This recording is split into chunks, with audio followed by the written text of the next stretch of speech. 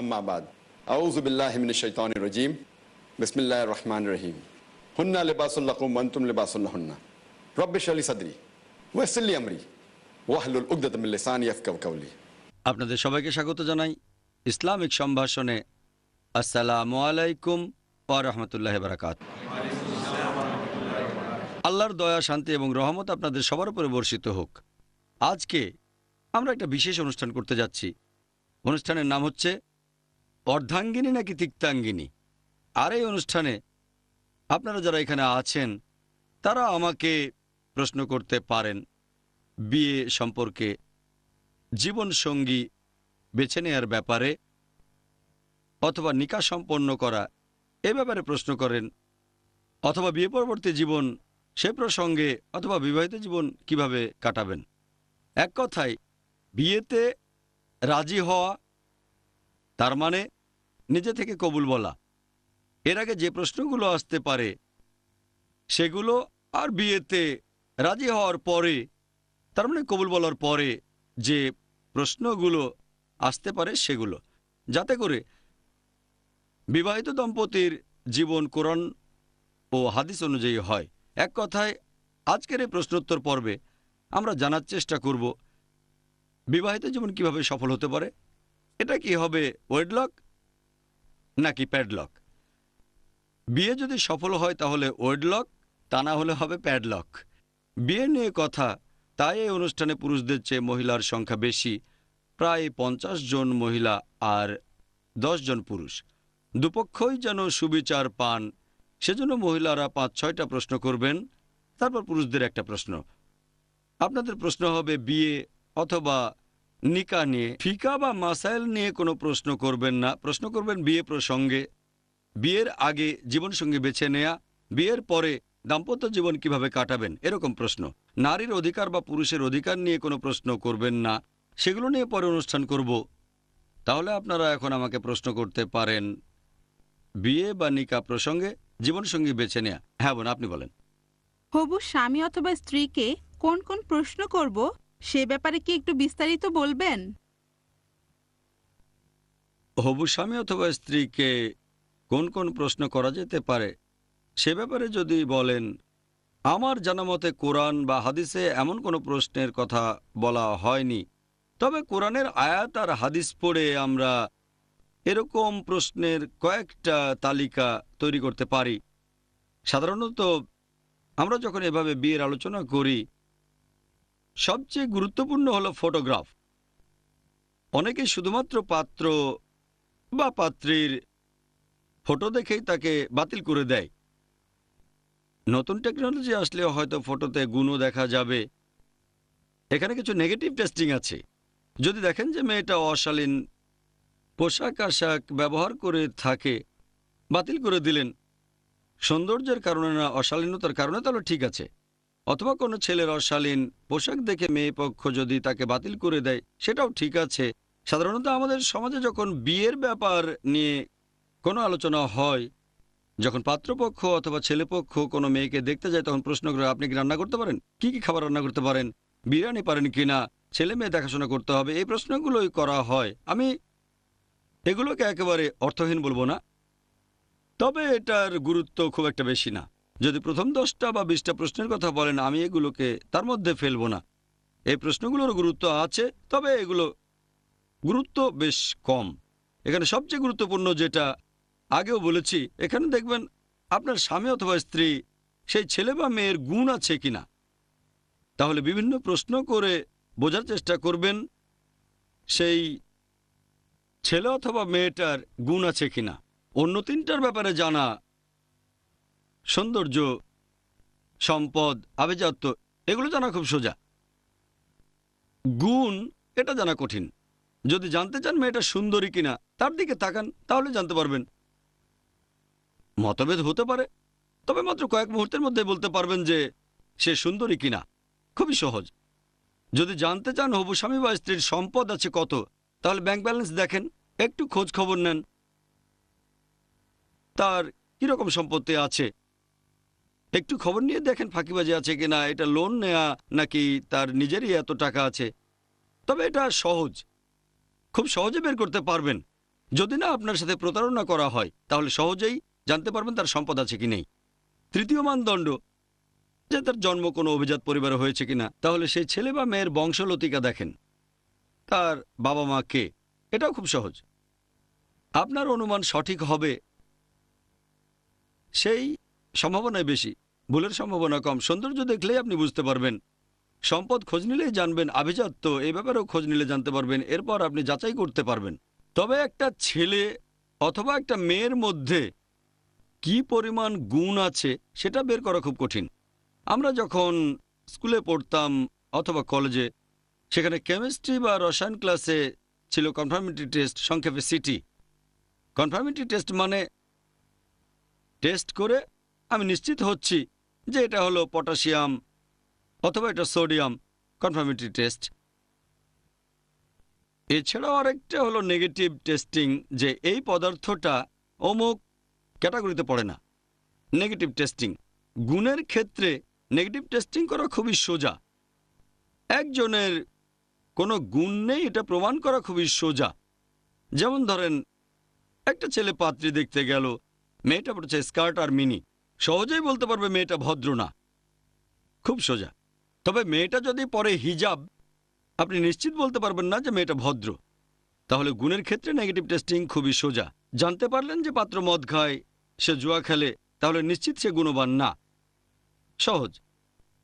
তবে ধরেন মদ খায় না, আপনি নিশ্চিত বলতে পারবেন না যে সে গুণবান। তাহলে নেগেটিভ টেস্টিং, যদি এই ধরনের কোনো লক্ষণ আপনি দেখতে পান হবু পাত্র অথবা পাত্রীর ভেতরে, যদি আপনি তার নেগেটিভ দিকটা জানতে পারেন, আপনি খুব সহজেই বলে দিতে পারেন যে তার কোনো গুণ নেই, যদি সে ব্যাপারে আপনি জানতে পারেন। তবে আপনি মাত্র একটা গুণের ঘাটতি দেখে হবু পাত্র বা পাত্রীকে একেবারে বাতিল করে দিতে পারেন না। হতে পারে সেই অংশটা গুণের খুব সামান্য একটা পার্ট, তবে যদি তার অন্য রকম কোনো আরও গুণ থাকে, তাহলে আপনি সেই পাত্র বা পাত্রীর কথা ভাবতে পারেন, চিন্তা করতে পারেন। এখন প্রশ্নের তালিকার ব্যাপারে যদি বলতে হয়, প্রথমে সৌন্দর্য, সেটা তো আপনি তাকে দেখলেই বুঝতে পারবেন। পবিত্র কোরআনে সূরা নূর 24 নম্বর অধ্যায় 30 নম্বর আয়াতে আছে পুরুষদের হিজাবের কথা। মুমিন পুরুষদের বলো দৃষ্টি সংযত করো, লজ্জাস্থানে হেফাজত করো। নারীদের হিজাব সূরা নূর 24 অধ্যায় 31 নম্বর আয়াত। আর মুমিন নারীদের বলো তারা যেন দৃষ্টি সংযত করে লজ্জাস্থানে হেফাজত করে। জীবন সঙ্গী নির্বাচনে এই নিয়মে কিছুটা ছাড় আছে। আপনি আপনার হবু জীবনসঙ্গীর দিকে ভালো করে তাকাতে পারবেন, তাহলে প্রথম মানদণ্ডটা বেশ সহজ। এরপর আছে সম্পদ, আভিজাত্য। সম্পদের ব্যাপারটাও সহজেই জানা যায়, সম্পদের পরিমাণ জানা যায়। সবচেয়ে কঠিন হলো গুণ। আপনি বিভিন্ন প্রশ্ন করতে পারেন, আর হবু স্বামী বা হবু স্ত্রীর উত্তরের উপর নির্ভর করে আপনি পরের প্রশ্নটা করবেন। যেমন ধরেন, একটা মেয়ে কোনো একটা ছেলের ইন্টারভিউ নেবে। সাধারণত আমাদের কালচারে, সমাজের নিয়ম অনুযায়ী ছেলেপক্ষ হবুপাত্রীকে যে কোনো প্রশ্ন করতে পারে, যে কোনো প্রশ্ন করতে পারে, কোনো সমস্যা নেই। তবে মেয়ে যদি প্রশ্ন করে তাহলে লোকজন ভাববে, আরে এ তো ভালো মেয়ে না, আমাকে প্রশ্ন করছে, এই মেয়ে তো খুব বেশি কথা বলে, এত অভদ্র, তাই না? একটা ছেলের যেমন জানার অধিকার আছে, তেমনি একটা মেয়েরও আছে, তবে ইসলামিক নিয়ম মেনে চলতে হবে। আর খেয়াল রাখবেন কেউ যেন অপমান বোধ না করে। ছেলেকেই আগে প্রশ্ন করতে দেন, তাই ছেলেপক্ষকে আগে বলেন হ্যাঁ কি কি জানতে চান, সব কিছু যেন ভালোভাবে হয়। কেউ যেন না বলে আরে এ তো এক্সট্রা মডার্ন। মডার্ন হওয়া ভালো, মাশাআল্লাহ, ইসলাম একটা মডার্ন ধর্ম। তবে আমাদের সমাজে এরকম কালচার আছে, তাই ছেলেপক্ষকে আগে কথা বলার সুযোগ দিলে ভালোই হয়। অন্যদিকে ছেলেও এভাবে বলতে পারে যে আচ্ছা মেয়ে পক্ষ আগে প্রশ্ন করুক, কোনো সমস্যা নেই। তবে ছেলেরা সাধারণত আগে বলে, তাই এরকম করাটাই ভালো, তাহলে সব স্বাভাবিকভাবে চলবে। আর বেশিরভাগ প্রশ্নই, সব না হলেও বেশিরভাগই একই রকম হতে পারে। যেমন ধরেন, ছেলের কথা শেষ হলে মেয়ে প্রশ্ন করতে পারে, হবুপাত্রীর কাছে প্রশ্ন করবে যে আপনি কোন ধরনের মেয়ে বিয়ে করতে চান। ইনডাইরেক্টলি বোঝার চেষ্টা করছেন, ছেলেটা যে উত্তর দেবে সেটা শুনে আপনি বলতে পারবেন সে মানুষ হিসেবে কেমন। সে হয়তো বলবে যে আমি একজন সুন্দর স্ত্রী চাই, ভালো, খুব বেশি পজিটিভ না, আবার খুব নেগেটিভও না, অথবা আমি খুব শিক্ষিত একজন স্ত্রী চাই, ভালো, সমস্যা নেই। কিন্তু সে কি গুণ নিয়ে কোনো কথা বলেছে? যদি ছেলেটা এমন শর্তের কথা না বলে তাহলে সে নিজেই গুণবান না। অনেক সময় লিডিং প্রশ্ন, অনেক সময় ইনডাইরেক্ট প্রশ্ন সঠিক উত্তর পাওয়ার জন্য। এমন প্রশ্ন হতে পারে হাজার খানেক, শুধু প্রশ্নগুলো বলেই অনুষ্ঠানটা শেষ করতে চাচ্ছি না। এরপর আপনি হয়তো তাকে প্রশ্ন করতে পারেন, হিজাব পরে না এমন মেয়েকে বিয়ে করতে রাজি আছেন? হ্যাঁ, মেয়েটা সুন্দরী হলে আমার কোনো আপত্তি নেই। তখনই বুঝতে পারবেন ছেলেটা গুণবান না। এভাবে ইনডাইরেক্ট প্রশ্ন করে আপনি হবু স্বামীর গুণ যাচাই করতে পারেন, ইনডাইরেক্ট প্রশ্ন করে। এটা একটা উপায়। এভাবে প্রশ্ন করতে পারেন যে মেয়ে নামাজ পড়ে না, তাকে বিয়ে করতে রাজি আছেন? অথবা পরবর্তীতে ডাইরেক্ট প্রশ্নও করতে পারেন। তাহলে এভাবে যাচাই করার চেষ্টা করবেন যে ছেলে বা মেয়েকে বিয়ে করতে যাচ্ছেন তার গুণের অবস্থাটা কি।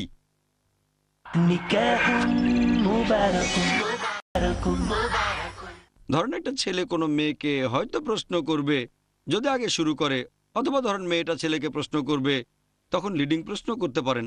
প্রশ্ন করতে পারেন সে কতখানি ধর্ম পালন করে, আগেই ধরে নেবেন না।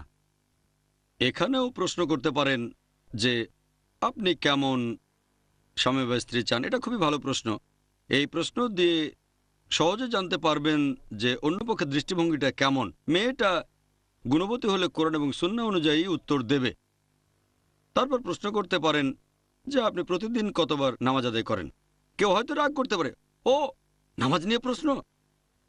তখন বলতে পারেন যে দুঃখিত, আমি আসলে ঠিক এভাবে বলিনি, তবে যেহেতু আমি একজন গুণবান স্বামী চাচ্ছি তাই শিওর হতে চাই। এভাবে প্রশ্ন করতে পারেন। কেউ বলবে 5 ওয়াক্ত, কেউ হয়তো বলবে 4 ওয়াক্ত রেগুলার পড়ি আর মাঝে মধ্যেই ফজরের নামাজটা মিস হয়ে যায়। এভাবে প্রশ্ন করার সময় আপনি নিজেই বুঝতে পারবেন যে উত্তর দিচ্ছে সে কি বানিয়ে বলছে নাকি সত্যি কথাগুলোই বলছে। ধরেন এমন একটা অবস্থা যেখানে ছেলেটা উত্তর দিচ্ছে, সে তখন ভাবতে পারে মেয়েটা খুব সুন্দরী আর সে চাচ্ছে একজন গুণবান স্বামী। সেই ছেলেও তখন অভিনয় করতে পারে, হ্যাঁ পুরো 5 ওয়াক্তে নামাজ পড়ি, কাজাও হয় না। তখন তাকে প্রশ্ন করবেন ফজরের নামাজের ওয়াক্ত কখন। জোহরের ওয়াক্ত না, কারণ জোহরের ওয়াক্ত সবসময় একই থাকে। জোহরের ওয়াক্ত শুরু হয় যখন সূর্য মাথার উপরে থাকে। তাই জিজ্ঞেস করবেন ফজরের ওয়াক্ত কখন। ফজরের ওয়াক্ত কখন যেন, আচ্ছা হতে পারে এটা জানে না, তাই আরেকটা সুযোগ দেন, মাগরিবের নামাজের ওয়াক্ত কখন। আর প্রশ্ন করার সময় খুব বেশি অহংবোধ দেখাবেন না, বিনয়ের সাথে বলেন, নরম করে বলেন। আর যার ইন্টারভিউ নিচ্ছেন তার টাইপের উপর ভিত্তি করে আপনার প্রশ্ন বদলে যেতে পারে। অনেকে খুব বেশি সেন্সিটিভ, আমি কয় ওয়াক্ত নামাজ পড়ি সেটা আপনাকে বলতে হবে। এটা প্রথম প্রশ্ন হবে না, অন্যান্য প্রশ্নের মাঝেই প্রশ্নটা করবেন। প্রথমেই প্রশ্ন করতে পারেন আপনার লেখাপড়াটা কত দূর। এই ধরনের প্রশ্নে লোকজন মাইন্ড করে না, এটা সাধারণ প্রশ্ন। যদি প্রথমেই নামাজের কথা বলেন তাহলে সমস্যা হতে পারে যদি সে লোক গুণবান না হয়, অথবা গুণবান হলেও সে ভাবতে পারে তার তাকওয়া নিয়ে সন্দেহ করছেন, হয়তো সে খোলা মনের না। আপনি জিজ্ঞেস করতে পারেন সে কোথায় লেখাপড়া করেছেন। এখানে যাচাই করতে পারেন তার ইংরেজি কতটা ভালো, বাংলায় কেমন কথা বলে। এই জিনিসগুলো ঠিক গুণের পর্যায়ে পড়ে না, এগুলো মানানসই। একজন মানানসই জীবনসঙ্গী পাওয়া এটা খুব গুরুত্বপূর্ণ। যদি অপশন থাকে যে একজন লোক গুণবান কিন্তু ইংরেজি জানে না, আরেকজন লোক গুণবান এবং ইংরেজি জানে, আপনি যে ভাষায় কথা বলতে স্বাচ্ছন্দ্য বোধ করেন এভাবে আপনি নিজে যাচাই করে দেখতে পারেন। এভাবে সাধারণ কিছু প্রশ্ন করতে পারেন। লেখাপড়া কত দূর, শিক্ষাটা বেশ গুরুত্বপূর্ণ। কত দূর পড়েছেন, কোত্থেকে পাশ করেছেন, কোন কলেজে পড়েছেন, তারপর কোন সাবজেক্টে পড়েছেন। এভাবে প্রশ্ন করে পরিস্থিতি সহজ করে ফেলবেন। প্রথমেই পরিস্থিতি সহজ করার পরে তার উত্তরগুলো যাচাই করে দেখবেন তার ইংরেজি কতটা ভালো, তারপর তার লেখাপড়ার মান কেমন, এটাও গুরুত্বপূর্ণ। নবীজির বলা 4টা মানদণ্ডের মধ্যে শিক্ষাটা নেই, তবে মানানসই জীবনসঙ্গী চাইলে এমন না যে অশিক্ষিত মানুষ বিয়ে করবেন না। তবে যদি আপনি শিক্ষিত হন আর মানানসই জীবনসঙ্গী চান, এটার অনুমতি আছে। তাহলে এভাবে যাচাই করবেন তার লেখাপড়ার মান, ভাষার দক্ষতা, তার কালচার, এগুলো গুরুত্বপূর্ণ। তবে মূল লক্ষ্য হচ্ছে গুণ। লিডিং প্রশ্ন করতে পারেন নামাজ সম্পর্কে জানার পরে, আপনি কি রমজান মাসে রোজা রাখেন? এটা লিডিং প্রশ্ন। আপনি কি পুরো মাসই রোজা রাখেন নাকি বছরের অন্যান্য মাসগুলোতেও রোজা রাখেন? যদি বলেন রোজা রাখেন, এসব কি বলছেন, তাই বলবেন আপনি কি শুধু রমজান মাসেই রোজা রাখেন নাকি অন্যান্য সময়ও রোজা রাখেন। এভাবে বললে হয়তো মাইন্ড করবে না। এখানে যদি সে বলে শুধু রমজান মাসে রোজা রাখি সেটা যথেষ্ট, এমন না যে শাওয়ালের রোজা রাখতেই হবে, রাখলে ভালো, আলহামদুলিল্লাহ। এভাবে ইসলামের স্তম্ভগুলো যাচাই করে দেখবেন, আর নামাজ পড়ে কিনা, তারপর রোজা রাখে কিনা। জাকাতের ব্যাপারে প্রশ্ন করতে পারেন, আপনি কি হজ করেছেন, এই প্রশ্নে কেউ মাইন্ড করবে না। এভাবে জেনে নিতে পারেন। আর সবচেয়ে গুরুত্বপূর্ণ আকীদা, ইসলাম ধর্মে বিশ্বাস জিজ্ঞেস করবেন, আপনি কোন মাযহাবের কথা মেনে চলেন, আপনার মতে ইসলামের সবচেয়ে গুরুত্বপূর্ণ বই কোনটা। এভাবে যাচাই করবেন যাকে বিয়ে করতে যাচ্ছেন ইসলাম সম্পর্কে তার কতখানি জ্ঞান আছে, কোরআন এবং সুন্নাহ। তারপর কিছু লিডিং প্রশ্ন করে যাচাই করতে পারেন সে কোনো রকম বিধার কাজে জড়িত আছে কি না। হয়তো রোজা রাখে, হয়তো নামাজ পড়ে, সে হজও করে এসেছে, হয়তো নিয়মিত জাকাত দেয়। এখানে রিডিং প্রশ্ন করে জেনে নেন যে সে ধর্মে নতুন আবিষ্কারের সাথে জড়িত কিনা, কারণ এসবের সাথে জড়িত থাকলে ইসলামের প্রথম স্তম্ভ তাওহীদ খুবই গুরুত্বপূর্ণ। সে কোনো শিরকের সাথে জড়িত থাকতে পারবে না, কারণ শিরক হচ্ছে ইসলামের সবচেয়ে বড় গুনাহ। পবিত্র কোরআনে আছে সূরা নিসা 4 নম্বর অধ্যায়ের 48 নম্বর আয়াতে, সূরা নিসা 4 নম্বর অধ্যায়ের 116 নম্বর আয়াতে, যে আল্লাহ চাইলে যে কোনো গুনাহ ক্ষমা করতে পারেন, কিন্তু তার সাথে শরীক ক্ষমা করবেন না। যে আল্লাহর শরীক করে সে ভীষণভাবে পথভ্রষ্ট হয়। হ্যাঁ, কোনো মুসলিম জনসমক্ষে শিরক করবে না, তবে অন্য রকমের শিরকও আছে, হয়তো নিচু স্তরের একটু। এভাবে আকীদার উপরে লিডিং প্রশ্ন করতে পারেন তার চিন্তাভাবনা সম্পর্কে, দেখবেন আপনার সাথে ম্যাচ করে কিনা, আর সেটা কোরআন হাদিসের সাথেও ম্যাচ করে কিনা। প্রধান লিডিং প্রশ্নগুলো হবে গুণ নিয়ে, আর উত্তরগুলো শুনে যাচাই করে দেখবেন সে যে ইসলাম মেনে চলে সেটা কি শুধু রীতিনীতি, কালচার, কোরআন এবং হাদিস মেনে। এভাবে যে উত্তরগুলো দেবে হবু স্বামী বা স্ত্রী যারা বিয়ে করতে যাচ্ছে, তাদের উত্তর হবে কোরআন হাদিসের উপর ভিত্তি করে। আপনাকে আরও দেখতে হবে সে কোনো বড় গুনার সাথে জড়িত আছে কি না। অন্তত এটা খুঁজে বের করেন, সবগুলো না পারলেও কমন যে গুনাহগুলো আছে সেগুলো জিজ্ঞেস করবেন। নামাজ, জাকাত, এরকম বিভিন্ন প্রসঙ্গ। খুন করেছে কিনা জিজ্ঞেস করবেন না, এটা দ্বিতীয় বড় গুনাহ। জাকির ভাই বলেছে এই যে প্রশ্নের লিস্ট, শিরক, তারপরে খুন, কাউকে খুন করেছেন, এখানে আপনাকে ধরে নিতে হবে যে সে কোনো খুন করেনি।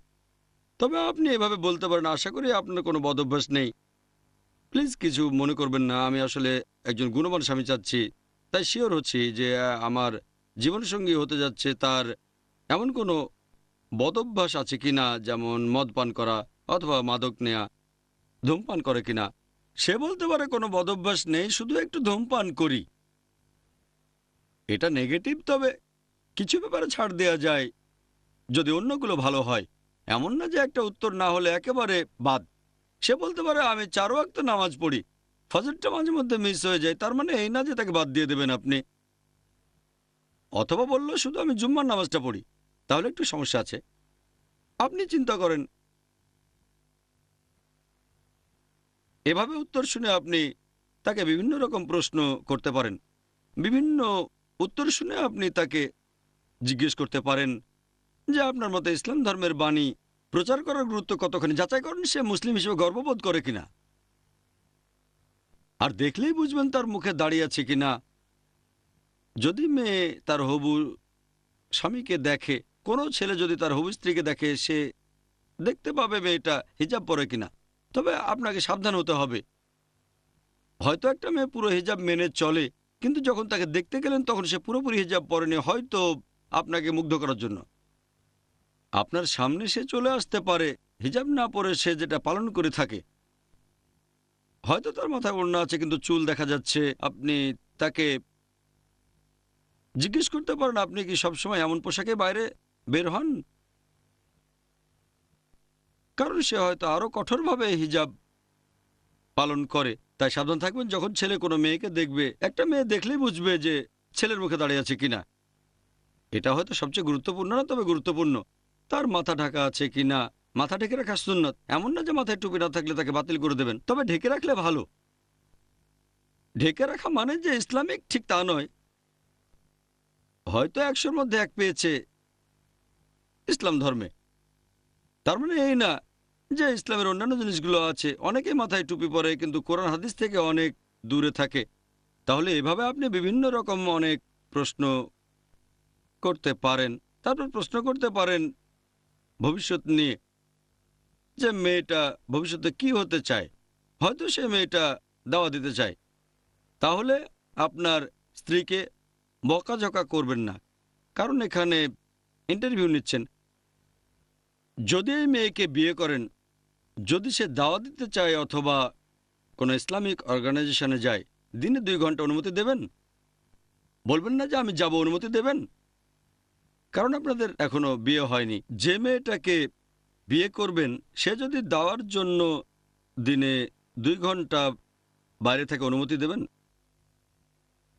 যদি ফাইনাল স্টেজ পার হয়ে যায়, কথাবার্তা ঠিক হয়েছে, এনগেজমেন্ট হয়েছে, তখন আপনি বলতে পারেন বিয়ের পরে দিনে 2 ঘন্টা দাওয়া দিলে আপনি অনুমতি দেবেন, বলতে পারেন এটা পরের স্টেজে। তাহলে দেখতে হবে এটা প্রথম, দ্বিতীয় না তৃতীয় মিটিং। এভাবে প্রশ্ন করে যেতে পারেন আপনি। এখানে আরও আপনি অনেক প্রশ্ন করতে পারেন, যেমন আপনি কি করতে চান। তারপর কিছু জিনিস আছে যেগুলো ফরজ, এ ব্যাপারে প্রশ্ন করবেন সরাসরি, যে আপনি কি চান আপনার স্ত্রী হিজাব পরবে? হয়তো বলবে আমি মাইন্ড করব না। ধরেন স্ত্রী বললো হিজাব পরবে না, আপনি মেনে নেবেন? হয়তো বলবে কোনো ব্যাপার না, আপনিও বুঝলেন যে সে কোন মতাদর্শের ইসলাম ধর্মে বিশ্বাস করে। এই প্রশ্নগুলো করতে পারেন। আর প্রশ্নের লিস্ট চাইলে অনেক লম্বা করা যেতে পারে সেটা, তবে আপনাকে আগে জানতে হবে আপনার পছন্দ কি। যদি জানেন আপনি দায়ী আর দায়ী চাচ্ছেন একজন, এমন হলে জিজ্ঞেস করতে পারেন যে আপনার পেশা কি, আপনি আল্লাহ তাআলার বাণী প্রচার করার জন্য কতটা সময় ব্যয় করেন, অথবা সে একজন গড়পড়তা সাধারণ মুসলিম কি না, দিনে 5 ওয়াক্ত নামাজ পড়ে, রমজান মাসে রোজা রাখে, হয়তো হজ পালন করেছে, ধূমপান করে না, মদ পান করে না। ভালো, তবে আর অন্য কিছু কি আছে? সে কি দাওয়ার সাথে জড়িত? সে কি ইসলামের বাণী প্রচার করে? সে কি মুসলিম হিসেবে গর্বিত, নাকি সে মুসলিম হিসেবে লজ্জিত, সে লজ্জা পাচ্ছে? তার বন্ধু বান্ধবরা কিরকম? এই প্রশ্নের লিস্ট কখনো শেষ হবে না। আর এভাবে বিভিন্ন প্রশ্ন করে বের করার চেষ্টা করবেন। এরকম ইন্টারভিউ কয়েক ঘন্টা ধরে হতে পারে একবার, অথবা হতে পারে কয়েকবার। এমন কোনো নিয়ম নেই যে একটাই মিটিং হবে আর সেই মিটিংয়ের সময়টা কতক্ষণ। এখানে যতটা কথা বলতে পারেন, তবে প্রস্তুতি নিয়ে যান, প্রশ্নগুলো লিখে নেন। ভুলে যেতে পারেন, হয়তো আপনার মাথায় থাকবে না, তাই লিখে ফেলেন, একটা লিস্ট বানান, তারপর প্রশ্ন করেন। তার বদভ্যাস সম্পর্কে জানতে চাইবেন, কি কাজ করতে চান, আর আপনার স্ত্রী রোজগার করবে এটা আপনি মেনে নিতে পারবেন কিনা, তার মনোভাব জানার জন্য। এইরকম প্রশ্নগুলো। আর কথা বলার সময় খেয়াল রাখতে হবে, তখন আপনি কথা বলবেন একজন গুণবতী মেয়ের মতো। বলবেন আমি বাসাবাড়ির গুরুত্বপূর্ণ কাজগুলো করার পরে, এমন না যে দাওয়া দেবো মানে দিনে 10 ঘন্টা দাওয়া দেবো আর বাসায় এসে শুধু আরাম করব। বাসার কাজগুলো করতে হবে, সেটাও গুরুত্বপূর্ণ। এখানে আমি সংক্ষেপে বললাম, লিস্টটা আরও বড় হতে পারে, এর কোনো শেষ নেই। অনুষ্ঠান এখানেই শেষ করছি, আর আল্লাহর কাছে দোয়া করছি তিনি যেন পথনির্দেশ দেন, যাতে করে কোরআন এবং সুন্নাহর কাছাকাছি আমরা থাকতে পারি। ওয়া আখিরি দাওয়ানা আলহামদুলিল্লাহি রাব্বিল আলামিন। না, তার মানে বিয়ে দেওয়া যাবে না। একজন মুমিন পুরুষ হতে পারে কৃতদাস, হতে পারে সে গোলাম, তারপরও সে সেই মুশরিক পুরুষের চেয়ে ভালো, যদিও সে তোমাকে মুগ্ধ করে। হয়তো সে সবচেয়ে সুদর্শন পুরুষ, হয়তো সে পৃথিবীর সবচেয়ে ধনী, হয়তো রিচার্ড গিয়ার অথবা কোনো রাজা। তারপরও একজন মুমিন, একজন বিশ্বাসী পুরুষ যার ঈমান আছে, সে এই মুশরিক বা মূর্তি পূজারীর চেয়ে অনেক ভালো। তাহলে কোরআনের এই আয়াত অনুযায়ী একজন মুসলিম বা মুসলিমাকে কোনো মুশরিক বা মুশরিকার সাথে বিয়ে দেওয়া নিষেধ আছে। আর এভাবে দেখলে একজন মুসলিম পুরুষ বা মুসলিম নারী কোনো মুসলিম পুরুষ বা নারীকে বিয়ে করতে পারবে না। আশা করি উত্তরটা পেয়েছেন। আসসালামু আলাইকুম। ওয়ালাইকুম আসসালাম রহমতুল্লাহ বারাকাতুহু। যদি স্বামী তার স্ত্রীকে ইসলাম আর দাওয়ার কাজে বাধা দেয়, তখন স্ত্রীর কি করা উচিত? যদি কোনো স্বামী তার স্ত্রীকে ইসলাম এবং দাওয়ার কাজে বাধা দেয়, তাহলে স্ত্রীর কি করা উচিত? প্রথমে আমাদের বিশ্লেষণ করে দেখতে হবে যে স্বামী কোন কারণে তার স্ত্রীকে ইসলাম ও দাওয়ার কাজে বাধা দিচ্ছে। যদি দেখা যায় যে এই কারণে বাসাবাড়ির কাজ কিছুই হচ্ছে না, স্ত্রী হয়তো বলছে যে আমি দাওয়া দিতে যাচ্ছি, 10 ঘন্টা বাসায় থাকতে পারবো না, সকাল থেকে সন্ধ্যা পর্যন্ত ছেলে মেয়ের দেখাশোনা, ঘরের কাজ কিছু করতে পারবো না, তাহলে স্বামী ঠিক আছে। তবে স্ত্রী যদি সব দায়িত্ব ঠিকমতো পালন করেন, যেগুলো তার কর্তব্য, যেমন বাসাবাড়ি দেখাশোনা করা, ছেলে মেয়েদের দেখাশোনা করা, অন্যান্য সব দায়িত্ব, আর তারপরে যদি স্ত্রী ইসলামিক কাজ করেন, বাড়ির কাজকর্মের কোনো ক্ষতি না করে, তাহলে স্বামীর বাধা দেওয়া উচিত না। এমন পরিস্থিতিতে স্ত্রী স্বামীকে বোঝানো দায়িত্ব নেবেন যে এভাবে ইসলামের কাজ করলে স্ত্রী এবং পরিবারের উপকার হবে, স্বামীর উপকার হবে। এতে করে তাদের সবারই উপকার হবে আখিরাতে। তাহলে এখানে স্ত্রী তার স্বামীকে বোঝানোর দায়িত্ব নেবেন যে ইসলামের বাণী প্রচার করা সব মুসলিমের জন্যই ফরজ। আল্লাহ পবিত্র কোরআনে বলেছেন সূরা আল ইমরান 3 নম্বর অধ্যায় 110 নম্বর আয়াত, কুনতুম খায়রা উম্মাতিন উখরিজাত লিন-নাস তা'মিরুনা বিল মা'রুফি ওয়া তানহাউনা আনিল মুনকার ওয়া তু'মিনুনা বিল্লাহ। আল্লাহ বলেছেন, তোমরা শ্রেষ্ঠ উম্মত, মানব জাতির জন্য আবির্ভূত হয়েছ। তোমরা সৎ কাজের নির্দেশ দাও, অসৎ কাজে নিষেধ করো, আর আল্লাহকে বিশ্বাস করো। আল্লাহ শ্রেষ্ঠ উম্মত বলেছেন কারণ আমরা ভালো কাজের নির্দেশ দেই, খারাপ কাজে নিষেধ করি।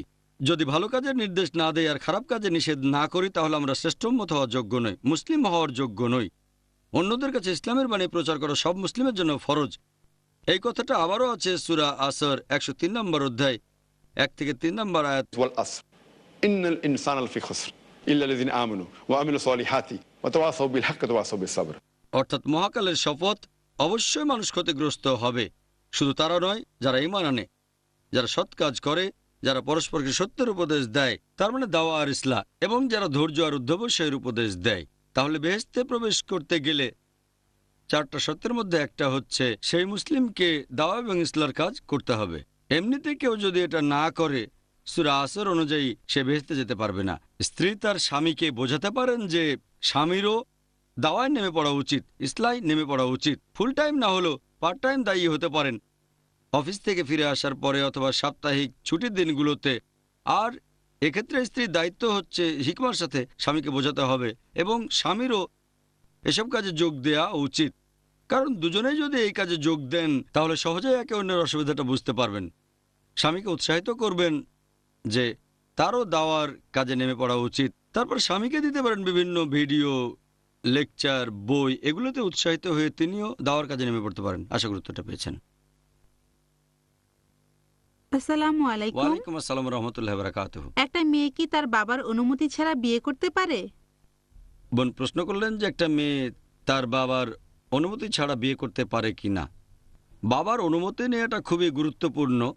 তবে সেই মেয়েটার যদি যুক্তিসঙ্গত কারণ থাকে যে বাবা তার জন্য একজন জীবনসঙ্গী ঠিক করেছেন যাকে তার পছন্দ হচ্ছে না, ছেলেটা গুণবান না, এমন অবস্থায় মেয়েটা বাধা দিতে পারে, অনুমতি আছে।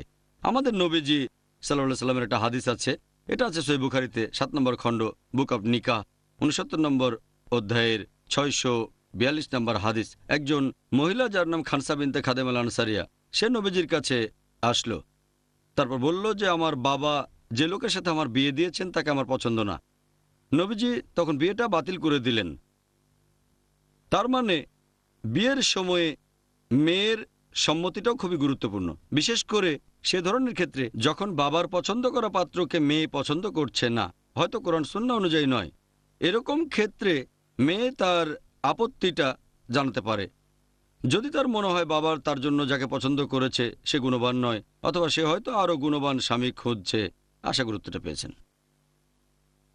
আসসালামু আলাইকুম ওয়া রাহমাতুল্লাহি ওয়া ওয়ালাইকুম বারাকাতুহু। আসসালাম ওয়া রাহমাতুল্লাহি ওয়া বারাকাতুহু। আমার প্রশ্নটা হলো নিকাহনামা জিনিসটা কি আর এখানে কি লেখা থাকে? বোন প্রশ্ন করলেন যে নিকাহনামা জিনিসটা কি আর এখানে কি লেখা থাকে। এ ব্যাপারে আগেও বলেছি, নিকাহনামা হলো বিয়ের অঙ্গীকারপত্র, একটা পবিত্র চুক্তিনামা স্বামী এবং স্ত্রীর মধ্যে। আর যখন ছেলে আর মেয়ে বিয়ে করে সেখানে তারা যে কোনো শর্ত দিতে পারে যদি সেই শর্ত ইসলামিক শরিয়া অনুযায়ী হয়। যে কোনো শর্ত আরোপ করতে পারে যতক্ষণ সেটা কোরআন এবং হাদিসের বিরুদ্ধে না যায়, কোরআন হাদিসের নিয়মের বিরুদ্ধে না যায়। যেমন ধরেন একজনের বেশি মহিলাকে বিয়ে করা এটা ঐচ্ছিক, তাহলে হবু স্ত্রী এমন শর্ত দিতে পারে যে তুমি ততক্ষণ পর্যন্ত দ্বিতীয় কাউকে বিয়ে করতে পারবে না যতক্ষণ আমি জীবিত আছি। যেহেতু একাধিক মহিলাকে বিয়ে করা ইসলামে ফরজ না, এটা ঐচ্ছিক, তাই স্ত্রী এমন শর্ত দিতে পারেন যে তার স্বামী দ্বিতীয় কাউকে বিয়ে করতে পারবে না যতক্ষণ পর্যন্ত জীবিত। তবে এটা বলতে পারবে না যে আমি চাই না আমার স্বামী নামাজ পড়ুক, কারণ নামাজ হচ্ছে ফরজ। এমন শর্ত দিতে পারবে না যে আমি চাই আমার স্বামী মদ পান করুক, মদ পান করা হারাম।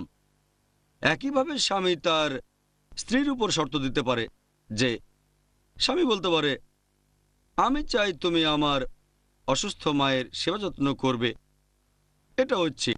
এভাবে দুপক্ষই কিছু শর্ত দিতে পারে যেগুলো ঐচ্ছিক। তবে হারাম কিছু করতে বাধ্য করতে পারবে না, অথবা ফরজ কোনো কাজে বাধা দিতে পারবে না, তাহলে নিকানামাই হবু স্বামী আর স্ত্রীর শর্তের কথাগুলো থাকবে যতক্ষণ সেটা ইসলামিক শরিয়ার বিরুদ্ধে না যায়। আশা করি উত্তরটা পেয়েছেন।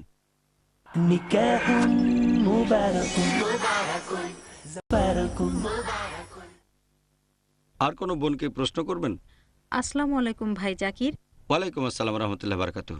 আমার প্রশ্নটা হলো, হাদিসে কেন এটা বলা হয়েছে স্বামীর ক্ষেত্রে সেজদার অনুমতি দেয়া যেতে পারে, কিন্তু সেজদা তো শুধু আল্লাহর জন্য? বোন এখানে বললেন যে স্বামীর ক্ষেত্রে সেজদার অনুমতি দেয়া যেতে পারে, কিন্তু সেজদা তো শুধু আল্লাহর জন্য। আপনার বলা হাদিসটা সঠিক না বোন।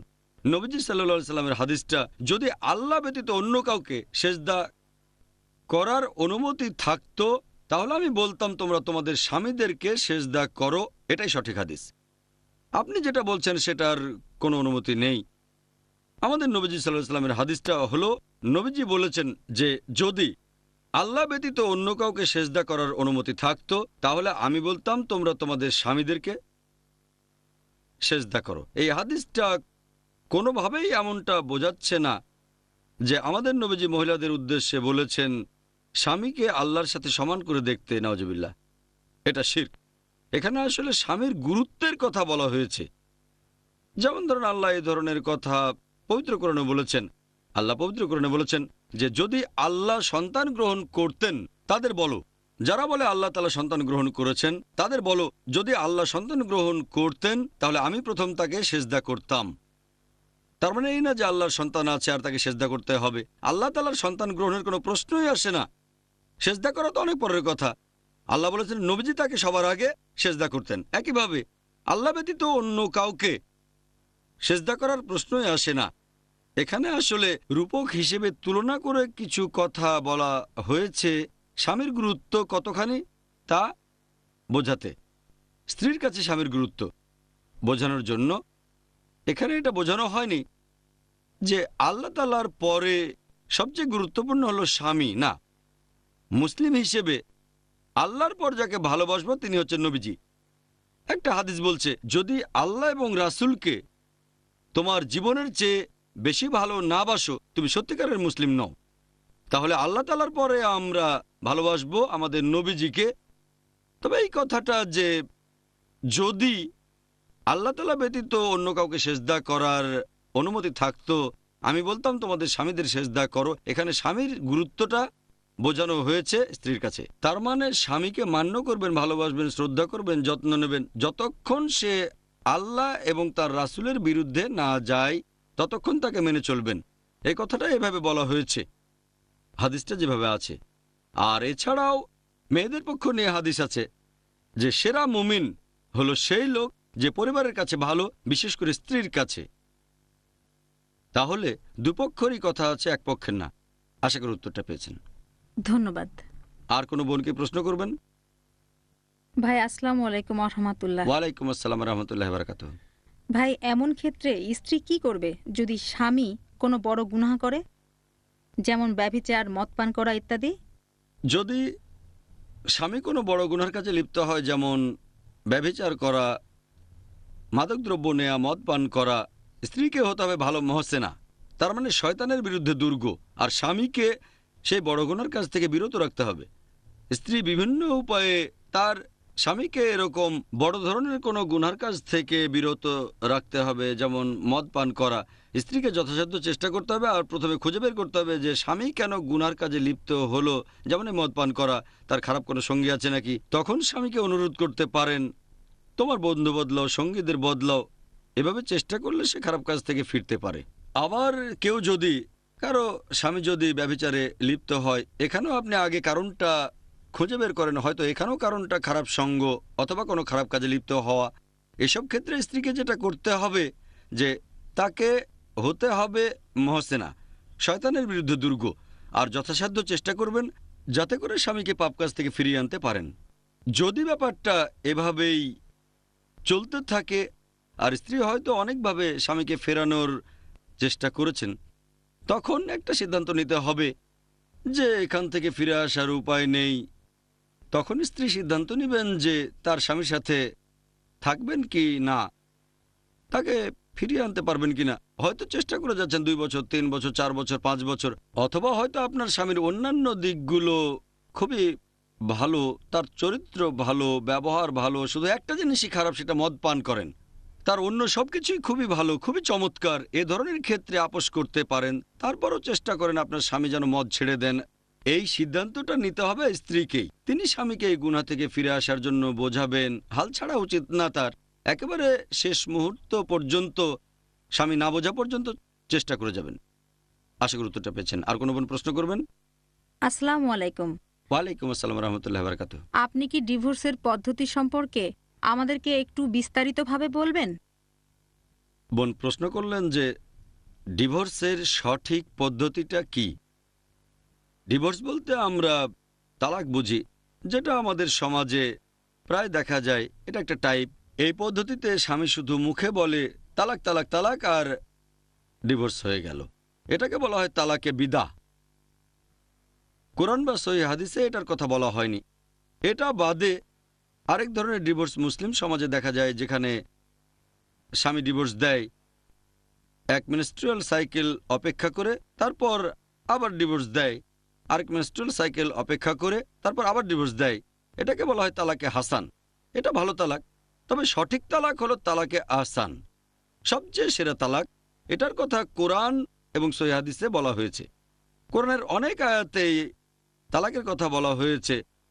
সূরা তালাক 65 নম্বর অধ্যায় 2 থেকে 7 নম্বর আয়াতে আছে। সূরা বাকারা 2 নম্বর অধ্যায় 228 থেকে 242 নম্বর আয়াতে আছে। এখানে বিস্তারিত আছে। সাধারণত যখন কোনো বিষয়ে স্বামী এবং স্ত্রীর মধ্যে মতভেদ হয়, তাদের নিজেদেরই এই সমস্যার সমাধানটা করে নেওয়া উচিত। ধরেন, স্ত্রী রান্নার সময় তরকারিতে অতিরিক্ত লবণ দিল। স্বামীর পছন্দ না হলে নিশ্চয়ই বলবে না তালাক তালাক তালাক। বেশি লবণ পছন্দ না হলে স্ত্রীকে সেটা বলেন, সমস্যার সমাধান হয়ে যাবে। সবচেয়ে ভালো নিজেরা বসে আলোচনা করেন, সবচেয়ে ভালো। যদি আলোচনা করে সমাধান না হয়, পবিত্র কোরআন বলছে সূরা নিসা 4 নম্বর অধ্যায়ের 35 নম্বর আয়াতে যে স্বামীর পরিবার থেকে একজন লোক থাকবে আর স্ত্রীর পরিবার থেকে একজন লোক থাকবে। পরিবারের সবাই একসাথে বসবে, তারপর স্বামীর পক্ষ থেকে একজন লোক, স্ত্রীর পক্ষ থেকে একজন লোক, তারা একসাথে বসবে, তারপর আলোচনা করবে। বিয়ে একটা গুরুত্বপূর্ণ ব্যাপার, আর দাম্পত্য জীবনে অনেক চড়াই উতরাই থাকে। তারা আলোচনা করে একটা সমাধানে আসতে পারেন। তারপরও সব দিক থেকে চেষ্টা করা হলো, স্বামী স্ত্রী আলোচনা করেছে, পরিবার থেকেও আলোচনা হয়েছে, 2 জন লোক ছিল, তারপরও কোনো সমাধান হলো না, তখন একেবারে শেষ উপায় হিসেবে ডিভোর্স দেয়া যেতে পারে। আর ডিভোর্স দেওয়ার সময় এটা খুবই গুরুত্বপূর্ণ যে স্বামী যখন স্ত্রীকে তালাক দিচ্ছে তখন 2 জন সাক্ষী থাকবে। যখন সে বলবে তালাক, পবিত্র কোরআন বলছে সূরা বাকারার 2 নম্বর অধ্যায়ের 228 নম্বর আয়াতে যে ডিভোর্স দেওয়ার পর তালাকপ্রাপ্তা স্ত্রী 3 রজস্রাবকাল অপেক্ষা করবে বা 3 মাস। যখন এভাবে ডিভোর্স দেওয়া হয় তখন ইদ্দা মানে প্রতীক্ষার সময়, এই সময়টা অপেক্ষা করা হয়, অন্তর্বর্তী সময়। সেখানে 3 মাস ধরে স্বামী এবং স্ত্রী তারা একসাথেই থাকবে, কিন্তু তাদের মধ্যে কোনো সম্পর্ক থাকবে না। এটাকে অনেকটা ট্রায়ালের মতো বলা যায়। একে অপরকে ছাড়া কি থাকতে পারবে? হয়তো 2 সপ্তাহ পরে বলবে, ও আমি শুধু রাগের মাথায় তালাক বলেছি, ব্যাপারটা তো আসলে খুব সামান্য ছিল, আমার জামাটা ঠিকভাবে ইস্ত্রি করেনি, ভুলটা আসলে আমার। এভাবে তারা আবার মিলে যেতে পারে, আবার একসাথে বসবাস করতে পারে। তাহলে এখানে অপেক্ষা করতে হবে 3 মাস। আর এই 3 মাসে যদি স্বামী স্ত্রীর মনোমালিন্য কেটে যায়, মতের মিল হয়, তাহলে স্বামী স্ত্রী হিসেবেই বসবাস করতে পারবে। যদি 3টা রজস্রাবকাল পার হয়ে যায়, তারপরও দুজনেই আলাদা হয়ে যেতে চায়, তাহলে তারা ন্যায়সঙ্গতভাবে আলাদা হতে পারে। তারা একে অন্যের সাথে ঝগড়া করবে না, একে অন্যকে দোষ দেবে না, জনসমক্ষে অন্যের নামে বদনাম করবে না, ভদ্রভাবে সম্মান দেখিয়ে আলাদা হয়ে যাবে। আর পবিত্র কোরআন বলছে সূরা বাকারা 2 নম্বর অধ্যায় 229 নম্বর আয়াতে যে স্বামীর দেয়া উপহারগুলো ফেরত নেওয়া উচিত না, সেগুলো স্ত্রীকে দিয়ে দেওয়াই ভালো। আর যদি আলাদা হয়, ধরেন 2 বছর পরে স্বামীর মনে হলো যে আমি ভুল করেছি, তাহলে আবার একই মহিলাকে বিয়ে করতে পারে। পবিত্র কোরআন বলছে সূরা বাকারা 2 নম্বর অধ্যায় 232 নম্বর আয়াতে মহিলারা তাদের প্রাক্তন স্বামীকে বিয়ে করতে চাইলে বাধা দিও না। তার মানে মানুষের মধ্যে ভুল ধারণা আছে, যাকে ডিভোর্স দেওয়া হয় তাকে আর বিয়ে করা যায় না। তারা বলে যে এখানে করতে হবে হালালা। হালালা কি জানেন? হালালা মানে স্ত্রীকে আরেকজনের সাথে বিয়ে দেওয়া হবে, এতে করে সে বৈধ হবে। ইসলাম ধর্মে এটার কোনো অনুমতি নেই। ইসলামিক নীতি অনুযায়ী কোরআন পড়লে দেখবেন প্রথমবার ডিভোর্স দেওয়ার পরেও স্বামী এবং স্ত্রী আবার বিয়ে করতে পারে ইদ্দার সময়ের পরে, তবে তারা নতুন নিকাহনামা আর নতুন মোহর অনুযায়ী বিয়ে করবে। এভাবে বিয়ে করার পরে আবারও যদি সমস্যা হয়, আবারও সেই একই পদ্ধতি, স্বামী স্ত্রী প্রথমে আলোচনা করবে, তারপর সালিশ ডাকবে। ডিভোর্স দিতে হলে দুজন সাক্ষী লাগবে, তারপর আলাদা হয়ে যাবে। যদি 2 বছর পরে তারা মীমাংসা করতে চায় তাহলে আবার বিয়ে করতে পারে, তবে নতুন নিকাহনামা নতুন মোহর। আবার সমস্যা হলে আবার আলাদা হতে পারে, তবে এটাই হলো একেবারে শেষ সুযোগ। পবিত্র কোরআনের সূরা বাকারা 2 নম্বর অধ্যায় 229 নম্বর আয়াত বলছে, এই তালাকের অনুমতি আছে 2 বার, তৃতীয়বারের পর আর হবে না। প্রথম 2 বার ডিভোর্সের পরে আবার বিয়ে দিতে পারেন, তবে তৃতীয়বার ডিভোর্স দিলে আর বিয়ে করা যাবে না, যদি না স্ত্রী আরেকজনকে বিয়ে করে সেটাকে আইনসিদ্ধ করে। এখানে মানুষজন নিয়ে এসেছে এই হালালা। যদি আমি রাগের মাথায় বলে ফেলি তালাক তালাক তালাক, তারপর অনুতাপ করি, তখন স্ত্রীকে আরেকজনের সাথে বিয়ে দেওয়া হবে। এর একদিন পরে তারা ডিভোর্স দেবে, আরেকজনকে বিয়ে করে আইন সিদ্ধ করবে, একদিন পরে ডিভোর্স দিয়ে আগের স্বামীকে বিয়ে করবে। এটা পুরোপুরি হারাম, এটা একেবারে হারাম। ইসলামে এটা নিষিদ্ধ। এরকম প্ল্যানও করতে পারবেন না। যেটা বলা হয়েছে, যদি স্বামী স্ত্রীর বিয়ে হয় তারপর ডিভোর্স দিল আবার বিয়ে করলো, এই বিয়ে করাটা ছেলে খেলা না। এটা তো পুতুলের বিয়ে না যে আপনি 2টো পুতুলের বিয়ে দিলেন, তারপর ভেঙে দিলেন, আবার বিয়ে দিলেন। যদি এভাবে 3 বার বিয়ে দেন তাহলে সেটা আর বদলানো যাবে না। আমার মনে আছে ছোটবেলায় আমার মা বলতেন, বাইরে গেলে ডালাটার দামটা জানতে পারবে। আমি ভাবতাম ডালাটা কি? আসলে ডাল আর আটা, বাইরে বের হলেই ডাল আটার দামটা জানতে আপনারা পারবেন। আমি ভাবতাম ডালাটা কি, হয়তো নতুন কোনো জিনিস, ডালাটা। পরে বুঝতে পারলাম এটা হলো ডাল আর আটা।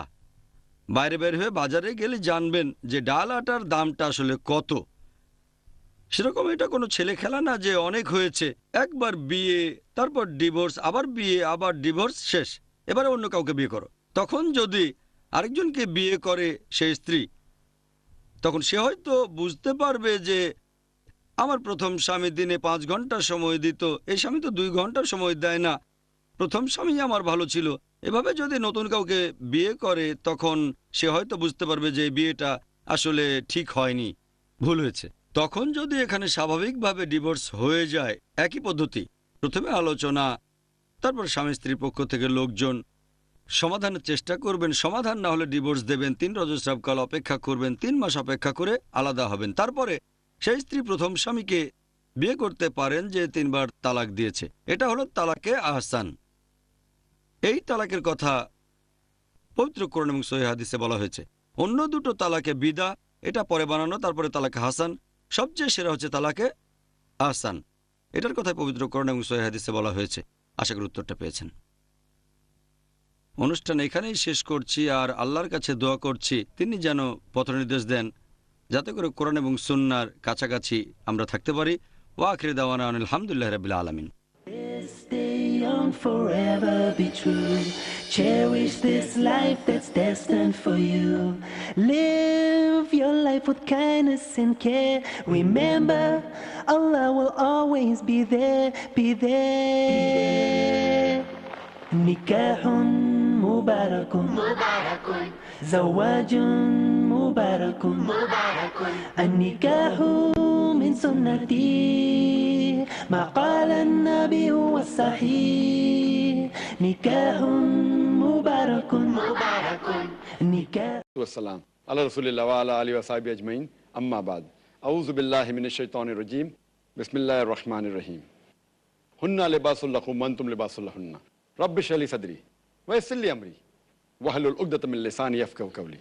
আপনাদের সবাইকে স্বাগত জানাই ইসলামিক সম্ভাষণে। আসসালামু আলাইকুম ওয়া রাহমাতুল্লাহি ওয়া বারাকাতুহু।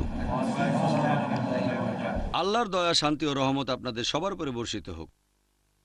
আমাদের আজকের এই বিশেষ অনুষ্ঠান, যার নাম অর্ধাঙ্গিনী নাকি তিক্তাঙ্গিনী? আপনারা আমাকে এখানে প্রশ্ন করতে পারেন বিয়ে বা নিকা প্রসঙ্গে। কিভাবে জীবনসঙ্গী নির্বাচন করবেন, কিভাবে বিয়ে সম্পন্ন করবেন, সপক্ষে আর বিপক্ষে যুক্তি, দাম্পত্য জীবন সম্পর্কে সমস্যা, ভালো জিনিস, আদেশ নিষেধ, হালাল হারাম। আপনি বিয়েতে রাজি হওয়ার আগে অথবা কবুল বলার আগে যেসব প্রশ্নগুলো আপনার মনে আসতে পারে, আর এছাড়াও আপনি বিয়েতে রাজি হওয়ার পরে কবুল বলার পরে যে প্রশ্নগুলো আসতে পারে সেগুলো। এ প্রসঙ্গে যে কোনো প্রশ্ন করতে পারেন যাতে করে ভালো একজন জীবনসঙ্গী পান।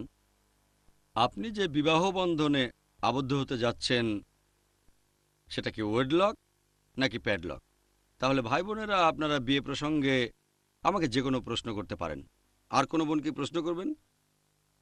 আসসালামু আলাইকুম। ওয়ালাইকুম আসসালাম রহমতুল্লাহ আমার বারাকাতুহু। প্রশ্নটা হলো যে নারী সৃষ্টি হয়েছে পুরুষের পাঁজরের অস্থি থেকে, এটাকে একটু ব্যাখ্যা করবেন? বোন, আপনি প্রশ্ন করলেন একটা হাদিস নিয়ে। এটা সহিহ হাদিস, আছে সহিহ বুখারীতে 4 নম্বর খণ্ড, অধ্যায় নবী রাসূলদের গল্প 3331 নম্বর হাদিস। নবীজি বলেছেন যে নারী সৃষ্টি হয়েছে পাঁজর থেকে, আর পাঁজরের সবচেয়ে জটিল হলো এর উপরের অংশ।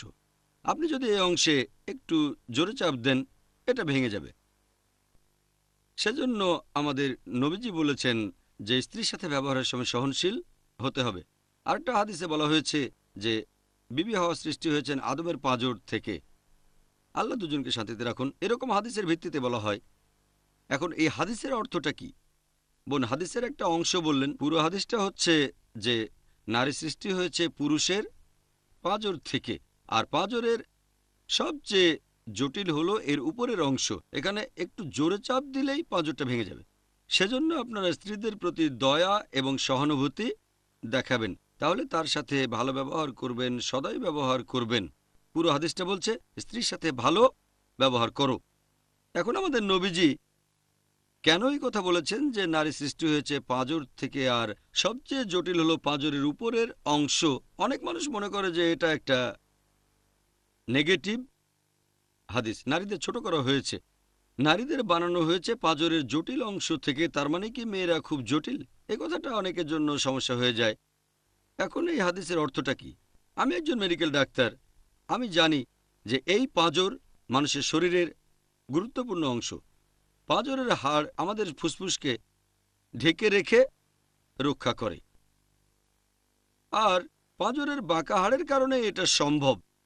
হাড়গুলো সমান হলে এটা সম্ভব হতো না। পাঁজরের হাড়গুলো বাঁকা খাঁচার মতো কাজ করে, বর্মের মতো কাজ করে, আর পাঁজরের এই বাঁকা হাড়ের কারণে এটা রক্ষা করে হার্টকে, তারপর রক্ষা করে ফুসফুসকে।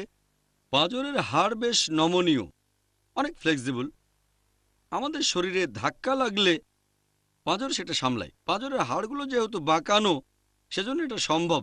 পাঁজর যদি বাঁকানো না হতো তাহলে এটা রক্ষা করতে পারতো না আমাদের হার্টকে, খুবই গুরুত্বপূর্ণ অঙ্গ, তারপর ফুসফুসকে। তাই মহিলারা এই ব্যাপারটাকে নেগেটিভভাবে নেবেন না, বরং পজিটিভভাবে নেন। একটা ব্যাপারকে আপনি কিভাবে দেখছেন সেটাই গুরুত্বপূর্ণ। আপনি আশাবাদী হতে পারেন, হতাশাবাদীও হতে পারেন। আমি আশাবাদী মানুষ। ব্যাপারটা কিন্তু আসলে নেগেটিভ না। আপনি নারীদের অধিকারের ব্যাপারে সচেতন থাকবেন। কেন? যেমন ধরেন, আপনাদের একটা উদাহরণ দিচ্ছি। আল্লাহ সুবহানাহু ওয়া তাআলা নারী জাতিকে দিয়েছেন স্নেহ আর ভালোবাসার ক্ষমতা। মা হিসেবে মহিলাদের যেরকম স্নেহ ভালোবাসার ক্ষমতা আছে, সেটা বাবার মধ্যে নেই। সেজন্য মায়ের প্রতি সম্মান বাবার সম্মানের 3 গুণ বেশি। এখন যেহেতু মহিলাদের মধ্যে এই ইমোশনাল অনুভূতিটা রয়েছে, যাতে করে সে একজন ভালো মা হতে পারে। কিছু নেগেটিভ দিকও আছে। নেগেটিভ দিকটা হচ্ছে, যেহেতু সে ইমোশনাল, বেশি আবেগপ্রবণ, তাই তার হিস্টেরিক্যাল হওয়ার সম্ভাবনাটাও অনেক বেশি, পুরুষদের সম্ভাবনা কম। এখানে পজিটিভ আছে, নেগেটিভও আছে, তবে নেগেটিভের চেয়ে পজিটিভ বেশি। পজিটিভ হচ্ছে সে একজন ভালো মা হতে পারবে, সন্তানের যত্ন নিতে পারবে। নেগেটিভ দিক হচ্ছে হিস্টেরিয়া হতে পারে, এমন না যে সব মহিলা হিস্টেরিক্যাল।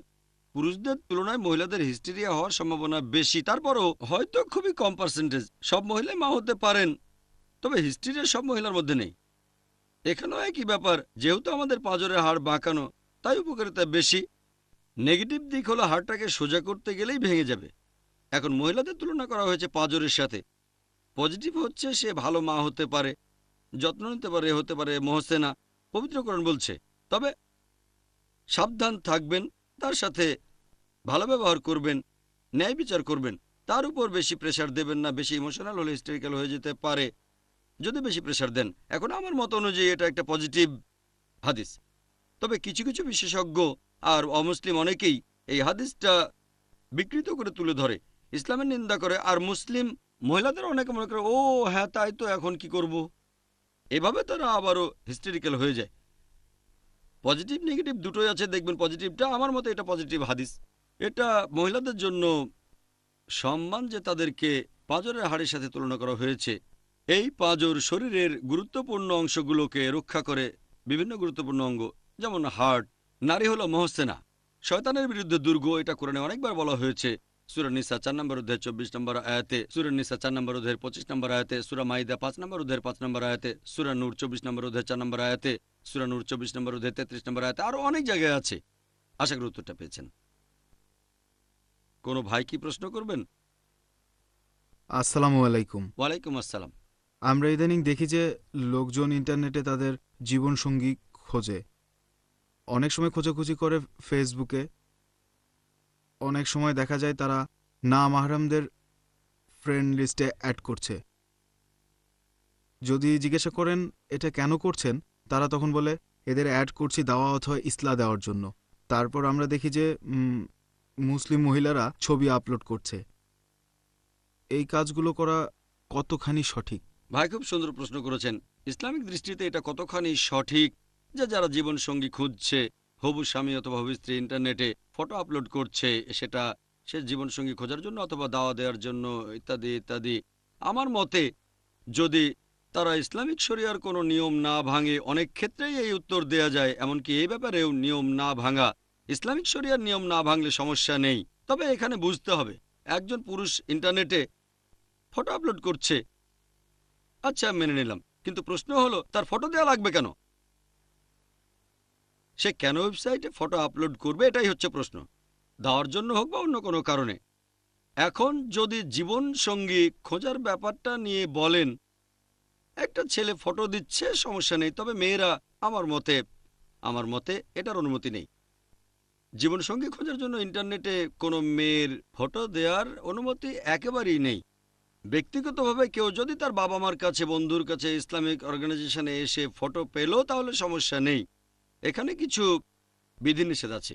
খেয়াল রাখবেন যে এরকম ক্ষেত্রেও যখন একটা মেয়ে তার ফটো দিচ্ছে, প্রস্তাবটা বাতিল হলে ফটোটা যেন সে ফেরত পায়। অনেকের কাছে ফটো দেবেন না। খেয়াল রাখবেন যাকে দিচ্ছেন সে যেন ইসলামিক হয় আর সেটা যেন ফেরত আসে, অথবা ফটোটা আপনার পরিচিত কাউকে দেবে, আপনি সেখান থেকে ফেরত নিয়ে নেবেন, পরিচিত লোকের কাছ থেকে ফেরত নিয়ে নেবেন। এটা গুরুত্বপূর্ণ। কিন্তু ফেসবুকে যে কেউ ডাউনলোড করতে পারবে, প্রিন্ট আউট করতে পারবে, নামাহারাম দেখতে পারে, তাই এটার প্রশ্নই আসে না। ম্যাগাজিন, এটা তাও চলে। যখন কোনো ইসলামিক ম্যাগাজিনে বিয়ের বিজ্ঞাপনগুলো দেখবেন, সেখানে থাকে শুধু ঠিকানা আর ছোট্ট একটা বর্ণনা, ফটো থাকে না। উচ্চতা লেখা থাকে, গায়ের রং, পছন্দ অপছন্দ, এরকম হলে কোনো সমস্যা নেই। কিন্তু ওয়েবসাইটে গেলে আরও অনেক কিছু দেখবেন, সেখানে আপনি চ্যাট করতে পারবেন। এখন আপনি চ্যাট করবেন কি জন্য? যখন আপনি এভাবে কোনো নামাহরামের সাথে একা একা চ্যাট করবেন, জীবন সঙ্গী খোঁজার জন্য হোক বা না হোক, আমার মতে আমি বলবো এটা যদি হারামও না হয়, অন্ততপক্ষে মাকরু। অনেক বিশেষজ্ঞ ফতোয়া দিয়েছেন হারাম। শীর্ষস্থানীয় আলেম অনেকে বলেছেন এটা হারাম। মেয়েদের চ্যাট করা, মাহরামের সাথে চ্যাট করলে ঠিক আছে, তা না হলে হারাম, অনেকেই বলেছেন। এই ব্যাপারে বিস্তারিত বলছি না। আমার মতে হারাম না হলো মাকরু। এমনকি যখন কেউ দাওয়া দিচ্ছেন, তখন কোনো লোক যদি তার ফটো ইন্টারনেটে আপলোড করে আর বিভিন্ন জায়গায় দাওয়া দেয়, আপনি যদি নাম গোপন রাখেন আর সেটা বজায় রাখেন, আপনার অনেকগুলো পরিচয়, আর এভাবে দাওয়া দিচ্ছেন, কিছু কিছু ক্ষেত্রে গ্রহণযোগ্য। কিন্তু দাওয়া দেওয়ার সময় যদি বলেন আমার এই হলো পরিচয়, আমি অমুক কাজ করি, আমি দাওয়ার কাজে নেমেছি, এখন আসলে হয়তো অন্যরকম, সেজন্য বলেছিলাম পুরুষ কথা বলবে পুরুষের সাথে, মহিলা মহিলার সাথে, পুরুষ আর মহিলা আলাদা। আপনি বলছেন দাওয়া দিচ্ছেন, এভাবে অনেকের সাথে চ্যাট করবেন, হয়তো বসে আছেন একটা রুমের ভেতরে, বন্ধ রুমে চ্যাট করলে তৃতীয় জন হলো শয়তান। কম হোক বেশি হোক, নেটে তো এমনই হয়ে থাকে। এভাবে চ্যাট করতে করতে একসময় দেখা করবেন, আর এরকম অনেক ঘটনাই আছে। চ্যাটিং চ্যাটিং, ও লন্ডন, সমস্যা নেই। এরপর একদিন, ও তুমি লন্ডনে আসবে, আচ্ছা কবে আসছো, তোমার ফ্লাইট নাম্বার কত, ঠিক আছে আমি এয়ারপোর্টে থাকবো। এরকম অনেক ঘটনা আছে, মুসলিম আছে অমুসলিম আছে। মানুষের স্বভাবটাই আসলে এরকম। আমি তাদের সাথে একমত যারা বলেন বিপরীত লিঙ্গের ক্ষেত্রে অনুমতি নেই। হ্যাঁ, কিছু ইনফরমেশন লাগবে, ওয়েবসাইটে গিয়ে ডাউনলোড করেন ব্যাস। কিন্তু চ্যাটিং, যদি এমন হয় মহিলা আর মহিলা চ্যাট করছে, সমস্যা নেই, পুরুষ পুরুষের সমস্যা নেই। আর বিয়ে সংক্রান্ত ওয়েবসাইটে আমি এটার পক্ষে নই। হারাম না হলেও এটা মাকরু, এটা নিশ্চিত। এছাড়াও এখানে আপনি কোনো গ্যারান্টি কি পাচ্ছেন? চ্যাট করছেন মানে এখানেই সর্বনাশের শুরু। এখানেই শুরু হচ্ছে। চ্যাট করলে পছন্দ করা শুরু করবেন, পরে যখন সামনাসামনি দেখবেন दिल लगा गधी से परी क्या चीज है, वही जिधर है। তারপর অন্য লোকজন দেখে অবাক হয়ে যাবে। কিভাবে পরিচয়? পরিচয় হয়েছে ইন্টারনেটে। কোথায় থাকে? ইংল্যান্ডে। কোথায় থাকে? আমেরিকা। কি প্রথমেই ঘনিষ্ঠতা হয়েছে? এটা ইসলামিক ঘনিষ্ঠতা না, বিপরীত লিঙ্গের ঘনিষ্ঠতা। এটা আসে যখন দেখা করবেন, তখন ভাববেন এটা কি, ইসলামিক কি আছে? কিছুই নেই, কিছুই নেই, কিন্তু ঘনিষ্ঠতা আছে। তখন বাবা মায়ের অবাধ্য হবেন, আত্মীয় স্বজনের কথা শুনবেন না, আর এটা খুবই কমন। সেজন্য আমি এটার বিরুদ্ধে। জানা খারাপটা অজানা খারাপের চেয়ে ভালো। পাশের বাড়ির লোকটাকে তো আপনি চেনেন, সে কিছুটা ইসলামিক, জানেন সে সিকিউর একটা চাকরি করে, তার বাবা মাকেও চেনেন, বন্ধু বান্ধবকে চেনেন, জানেন তার কোনো বদভ্যাস নেই। ওই লোকটা সম্পর্কে কি জানেন? ইন্টারনেটে চ্যাট করে তার সম্পর্কে কি জানতে পেরেছেন? হয়তো সম্ভব এভাবে ইন্টারনেটে থেকে যারা বিয়ে করেছেন হয়তো কয়েকজন সফল হয়েছেন, তবে ঝুঁকি আছে। বিদেশে যাচ্ছেন, জানেন না সেখানে কি ঘটবে, এখানকার সবকিছু ছেড়ে চলে যাচ্ছেন। আমার মতে এই কাজটা মোটেও ঠিক না। সেজন্য এইসব ব্যাপারে আপনাদের একটু সাবধান হতে হবে। হ্যাঁ, ইসলামিক ম্যাগাজিনে বিজ্ঞাপন দিতে পারেন, কিন্তু যাচ্ছেন শাদি.কমে। আমি জানি না এই শাদি.কম কি জিনিস, জানি না তারা কি কাজ করে। তবে যদি ইসলামিক নিয়মে করে হয়তো সম্ভব, তবে খুবই কঠিন। আমি জানি না, হয়তো কিছু ইসলামিক ওয়েবসাইট আছে যারা সঠিক নিয়মে কাজ করে, হয়তো ফটো দেয় না, শুধু বর্ণনা থাকে, ইসলামিক ম্যাগাজিনগুলো যেমন। সম্ভব, আমি জানি না, হয়তো আছে। হয়তো আমি নেটে খুব একটা বসি না, আমাদের স্টাফরা বসেন, আমি খুবই কম বসি, আমি জানি না। তবে এমন বিয়ে সংক্রান্ত ওয়েবসাইট থাকতে পারে যারা ইসলামিক শরিয়া মেনে চলে। সেখানে মেয়েরা অপরিচিত লোকের সাথে চ্যাট করবেন না, বুড়ো হলেও সমস্যা নেই। এরকম বুড়োতে যান, দরকারি তথ্যগুলো নেন। সেখানে কেউ যদি মডারেটর হিসেবে কাজ করে তাহলে কোনো সমস্যা নেই, কিন্তু আপনি লাইভ চ্যাট করছেন অন্য কারোর সাথে। আমার মতে এটা আপনাকে আল্লাহর পথ থেকে দূরে সরিয়ে দেবে। আশা করি উত্তরটা পেয়েছেন। نكاح مبارك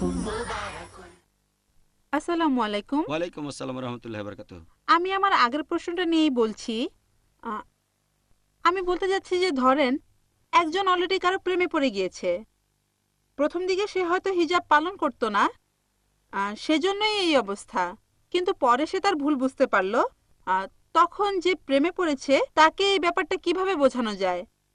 আপনি এখানে কি উপদেশ দেবেন যাতে দৃষ্টি সংযত থাকে আর হিজাব বজায় থাকে, যাতে করে সে নিজেকে নিয়ন্ত্রণে রাখতে পারে, যেমন দৃষ্টি সংযত রাখা ইত্যাদি? বোন প্রশ্ন করলেন যে একটা ছেলে বা মেয়ে, একজন টিনেজার, আপনার আগের প্রশ্ন, সে প্রেমে পড়েছে। এগুলোর কারণ কিছু অভ্যাস, তাকানো, অবাধ মেলামেশা করা। এখন সে বুঝতে পেরেছে, তাকে কি উপদেশ দেব যাতে সে বের হতে পারে? এখানে প্রশ্নটা হলো প্রেমে পড়া নিয়ে। কতটা প্রেমে পড়েছে সেটা গুরুত্বপূর্ণ। প্রথমে একটা সার্ভে করতে হবে সে কতখানি প্রেমে পড়েছে, তার প্রেমের গভীরতা কতখানি, ছেলেটা ইসলামিক শরিয়ার কোন লেভেলে পড়ছে, অথবা সেই মেয়েটা। প্রথমে এই সার্ভেটা করব, তারপর আমি তাদের উপদেশ দেব। যদি এটা সামান্য মুগ্ধতা হয় যে সে হয়তো হিজাবের কিছুটা নিয়ম ভেঙেছে বা অবাধ মেলামেশা, একটু আধটু হ্যান্ডশেক আর বাইরে বের হয়, এমন হলে বোঝানো সহজ হবে। কিন্তু যদি এই প্রেমটা খুব তীব্র আকারের হয়, যে তার সাথে সম্পর্ক ছিল, এমন হলে ব্যাপারটা আলাদা।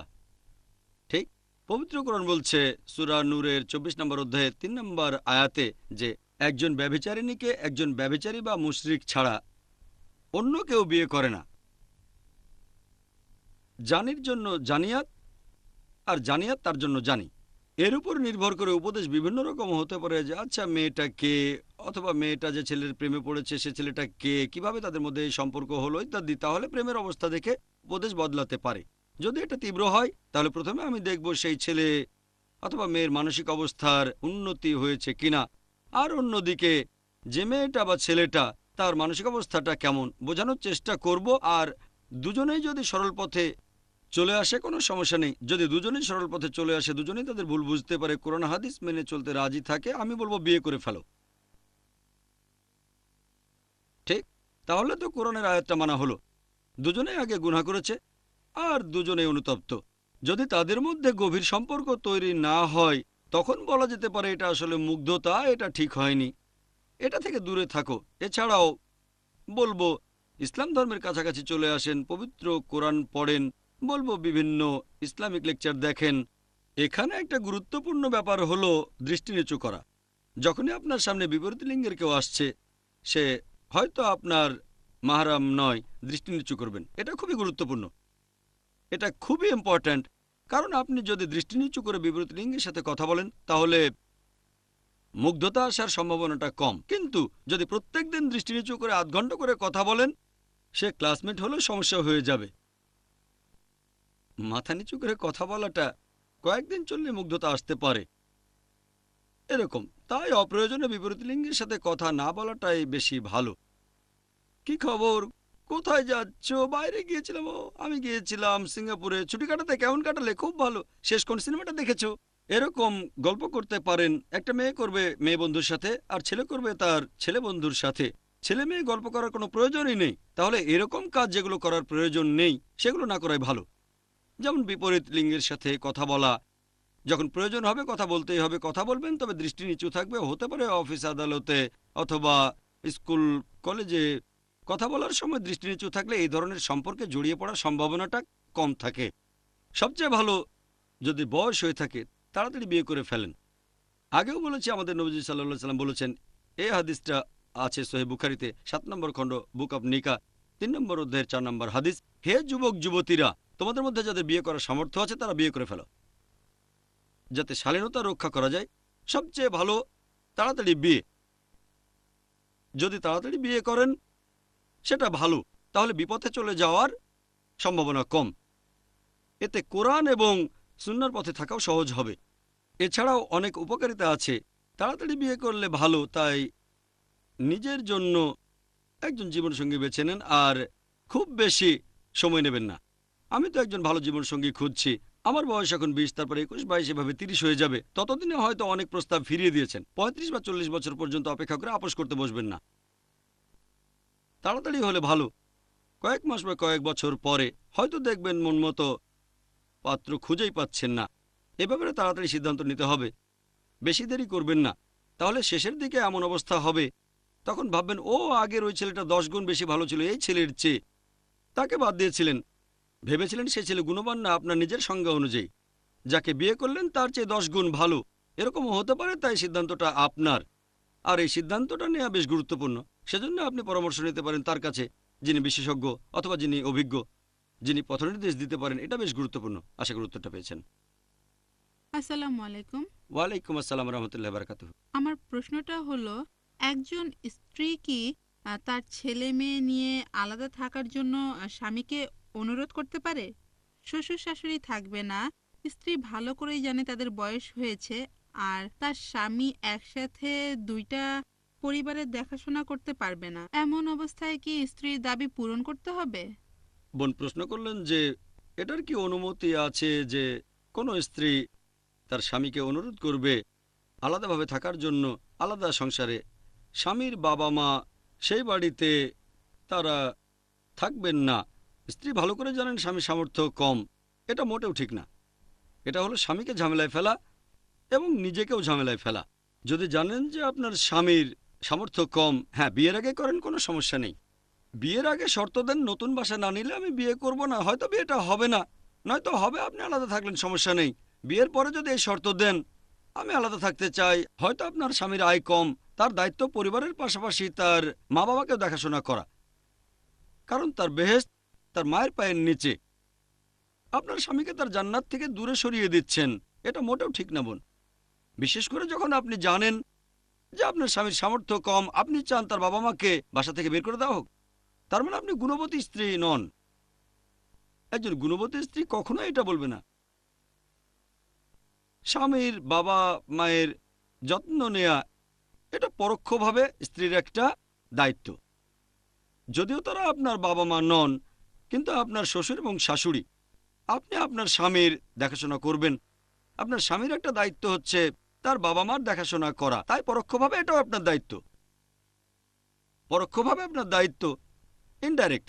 যেহেতু আপনি মহসেনা, আপনাকে খেয়াল রাখতে হবে যেন ঝামেলা তৈরি না হয়। যদি স্বামী আপনাকে বলে চলো আলাদা থাকি, সমস্যা নেই, আলাদা থাকতে হবে কেন? স্বামী বলতে পারে একসাথে থাকলে অনেক রকমের ঝামেলা হয়, এমন পরিস্থিতিতে আপনি বলবেন এটা তো কোনো ঝামেলা না, অন্তত পক্ষে আমরা বেহেশতে যেতে পারবো।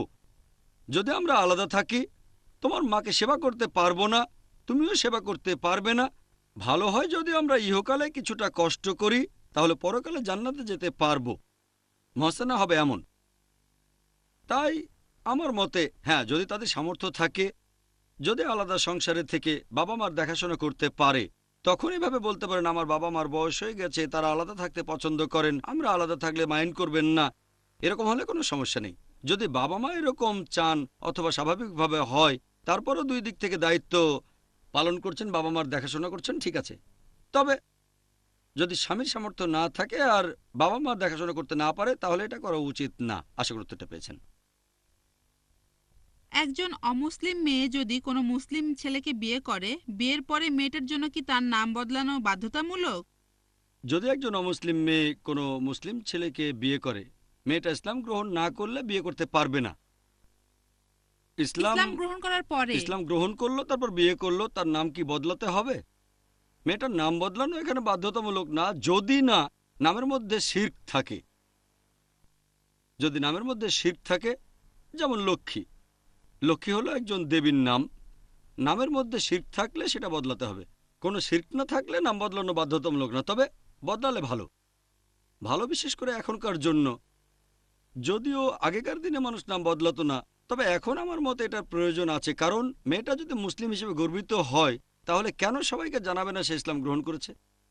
যদি সে অন্য কারণে ইসলাম গ্রহণ করে কোনো রকম মুগ্ধতা থেকে, তাহলে বদলাবে না, সে দেখাতে চাইবে সে তখনও অমুসলিম। এ ধরনের ক্ষেত্রে আমার পরামর্শ হলো এই যে মেয়েটা যদি নাম বদলায় তাহলে ভালো। এতে করে আশেপাশের লোকজনও ভুল বুঝবে না, মনে করবে না সে এখনো অমুসলিম। তবে নাম বদলানো ফরজ না। আশা করি উত্তরটা পেয়েছি। জাযাকাল্লাহ। অনুষ্ঠান এখানেই শেষ করছি আর আল্লাহর কাছে দোয়া করছি। Remember, Allah will always be there, be there. Nikahun mubarakun, zawajun mubarakun, an-nikahu min sunnati. আলহামদুলিল্লাহ ওয়াসসালাতু ওয়াসসালাম আলা রাসূলিল্লাহ ওয়া আলা আলিহি ওয়া সাহবিহি আজমাইন, আম্মা বাদ।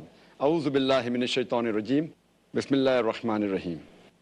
হুন্না লিবাসুল লাকুম ওয়া আনতুম লিবাসুল লাহুন্না, রাব্বি ইশরাহ লি সাদরি ওয়া ইয়াসসির লি আমরি ওয়াহলুল উকদাতাম মিন লিসানি ইয়াফকাহু কাওলি। আপনাদের সবাইকে স্বাগত জানাই ইসলামিক সম্ভাষণে। আসসালামু আলাইকুম ওয়া রাহমাতুল্লাহি ওয়া বারাকাতুহু। আল্লাহর দয়া, শান্তি ও রহমত আপনাদের সবার উপরে বর্ষিত হোক। আমাদের আজকের এই বিশেষ অনুষ্ঠান, যার নাম অর্ধাঙ্গিনী নাকি তিক্তাঙ্গিনী। আপনারা আমাকে এখানে প্রশ্ন করতে পারেন বিয়ে বা নিকা প্রসঙ্গে, কিভাবে জীবনসঙ্গী নির্বাচন করবেন, কিভাবে বিয়ে সম্পন্ন করবেন, সপক্ষে আর বিপক্ষে যুক্তি, দাম্পত্য জীবন সম্পর্কে সমস্যা, ভালো জিনিস, আদেশ নিষেধ, হালাল হারাম। আপনি বিয়েতে রাজি হওয়ার আগে অথবা কবুল বলার আগে যেসব প্রশ্নগুলো আপনার মনে আসতে পারে, আর এছাড়াও আপনি বিয়েতে রাজি হওয়ার পরে, কবুল বলার পরে যে প্রশ্নগুলো আসতে পারে সেগুলো। এ প্রসঙ্গে যে কোনো প্রশ্ন করতে পারেন, যাতে করে ভালো একজন জীবনসঙ্গী পান। আপনি যে বিবাহ বন্ধনে আবদ্ধ হতে যাচ্ছেন, সেটা কি ওয়েডলক নাকি প্যাডলক? তাহলে ভাই বোনেরা, আপনারা বিয়ে প্রসঙ্গে আমাকে যে কোনো প্রশ্ন করতে পারেন। কোনো বোন কি প্রশ্ন করবেন? আসসালামু আলাইকুম। ওয়ালাইকুম আসসালাম রহমতুল্লাহ বারাকাতুহু। মসজিদে বিয়ে পড়ানোটা কি আবশ্যক? বোন প্রশ্ন করলেন যে মসজিদে গিয়ে বিয়ে পড়ানো কি আবশ্যিক নাকি সুন্নত? মসজিদে গিয়ে বিয়ে পড়ানো আমাদের নবীজির একটা হাদিস আছে সুন্নান আল তিরমিজিতে 2 নম্বর খণ্ড বুক অব নিকা 1089 নম্বর হাদিসে বলা হয়েছে যে নবীজি বলেছেন তোমরা মসজিদে গিয়ে বিয়ে করো, তবে এটা জয়ীফ হাদিস, এটা দুর্বল হাদিস। আমি এমন কোনো হাদিসের কথা জানি না যেখানে আমাদের নবীজি বলেছেন যে মসজিদে গিয়ে বিয়ে পড়ানো উচিত। যদি কেউ চায় যে বিয়েটা তার মসজিদে পড়ানো হবে, এটা হারাম না, মাকরুহ না, এটা মুবাহ। কেউ যদি মসজিদে বিয়ে করে তাহলে ভালো, তবে এটা ইসলামে ফরজ না, অথবা এটা সুন্নত না। কেউ যদি মসজিদে বিয়ে পড়াতে চায় ভালো। আমাদের নবীজি বলেছেন যে বিয়েকে করো সহজ। এছাড়াও সবচেয়ে সেরা বিয়ে সেটা যেখানে খরচ সবচেয়ে কম। এদিক থেকে বলতে গেলে কেউ যদি মসজিদে বিয়ে পড়াতে চায় অবশ্যই গ্রহণযোগ্য, এতে কোনো সমস্যা নেই। তবে এটা ফরজ না, কোরআন বা হাদিসে এমন কথা বলা হয়নি। তবে যদি কেউ চায় সে মসজিদে বিয়ে পড়াতে পারে। আশা করি উত্তরটা পেয়েছেন। আর কোনো বোনকে প্রশ্ন করবেন? আসসালামু আলাইকুম রহমতুল্লাহ। ওয়ালাইকুম আসসালাম রহমতুল্লাহ বারাকাতু। এটা কি অবিচার না? ডিভোর্স দেওয়ার অধিকার আছে শুধু পুরুষদের, মহিলাদের নেই? বোন প্রশ্ন করলেন যে এটা কি অবিচার না যে ডিভোর্স দেওয়ার অধিকার শুধু দেওয়া হয়েছে পুরুষদের, মহিলাদের দেওয়া হয়নি। আপনি যদি খেয়াল করেন যে ইসলামিক বিয়ে যেভাবে হয়, আল্লাহ সুবহানাহু ওয়া তাআলা পবিত্র কোরআনে বলেছেন, এটা আছে সূরা নিসা 4 নম্বর অধ্যায় 40 নম্বর আয়াতে, আল্লাহ সুবহানাহু ওয়া তাআলা কারোর সাথে অনুপরিমাণও জুলুম করেন না। এছাড়াও পবিত্র কোরআনে সূরা বাকারা 2 নম্বর অধ্যায় 228 নম্বর আয়াতে আছে যে নারীদের আছে ন্যায়সঙ্গত অধিকার, যেমন আছে পুরুষদের, কিন্তু নারীদের উপর পুরুষদের মর্যাদা আছে। তার মানে পবিত্র কোরআন বলছে পুরুষ আর নারী সমান, তবে কিছু ক্ষেত্রে পুরুষ বেশি সুবিধা পায়। এছাড়াও আমাদের নবীজির একটা হাদিস আছে যে মাকে বেশি সম্মান করো। এখানে নারীদের সম্মান বেশি। এখন বিয়ের ক্ষেত্রে পুরুষ কেন এই সুবিধা পাচ্ছে? কারণ হলো যখন কোনো বিয়ে অনুষ্ঠিত হয়, এখানে হবু স্বামী আর হবু স্ত্রী দুজনের সম্মতি গুরুত্বপূর্ণ। এছাড়াও আরেকটা গুরুত্বপূর্ণ জিনিস হচ্ছে মোহর।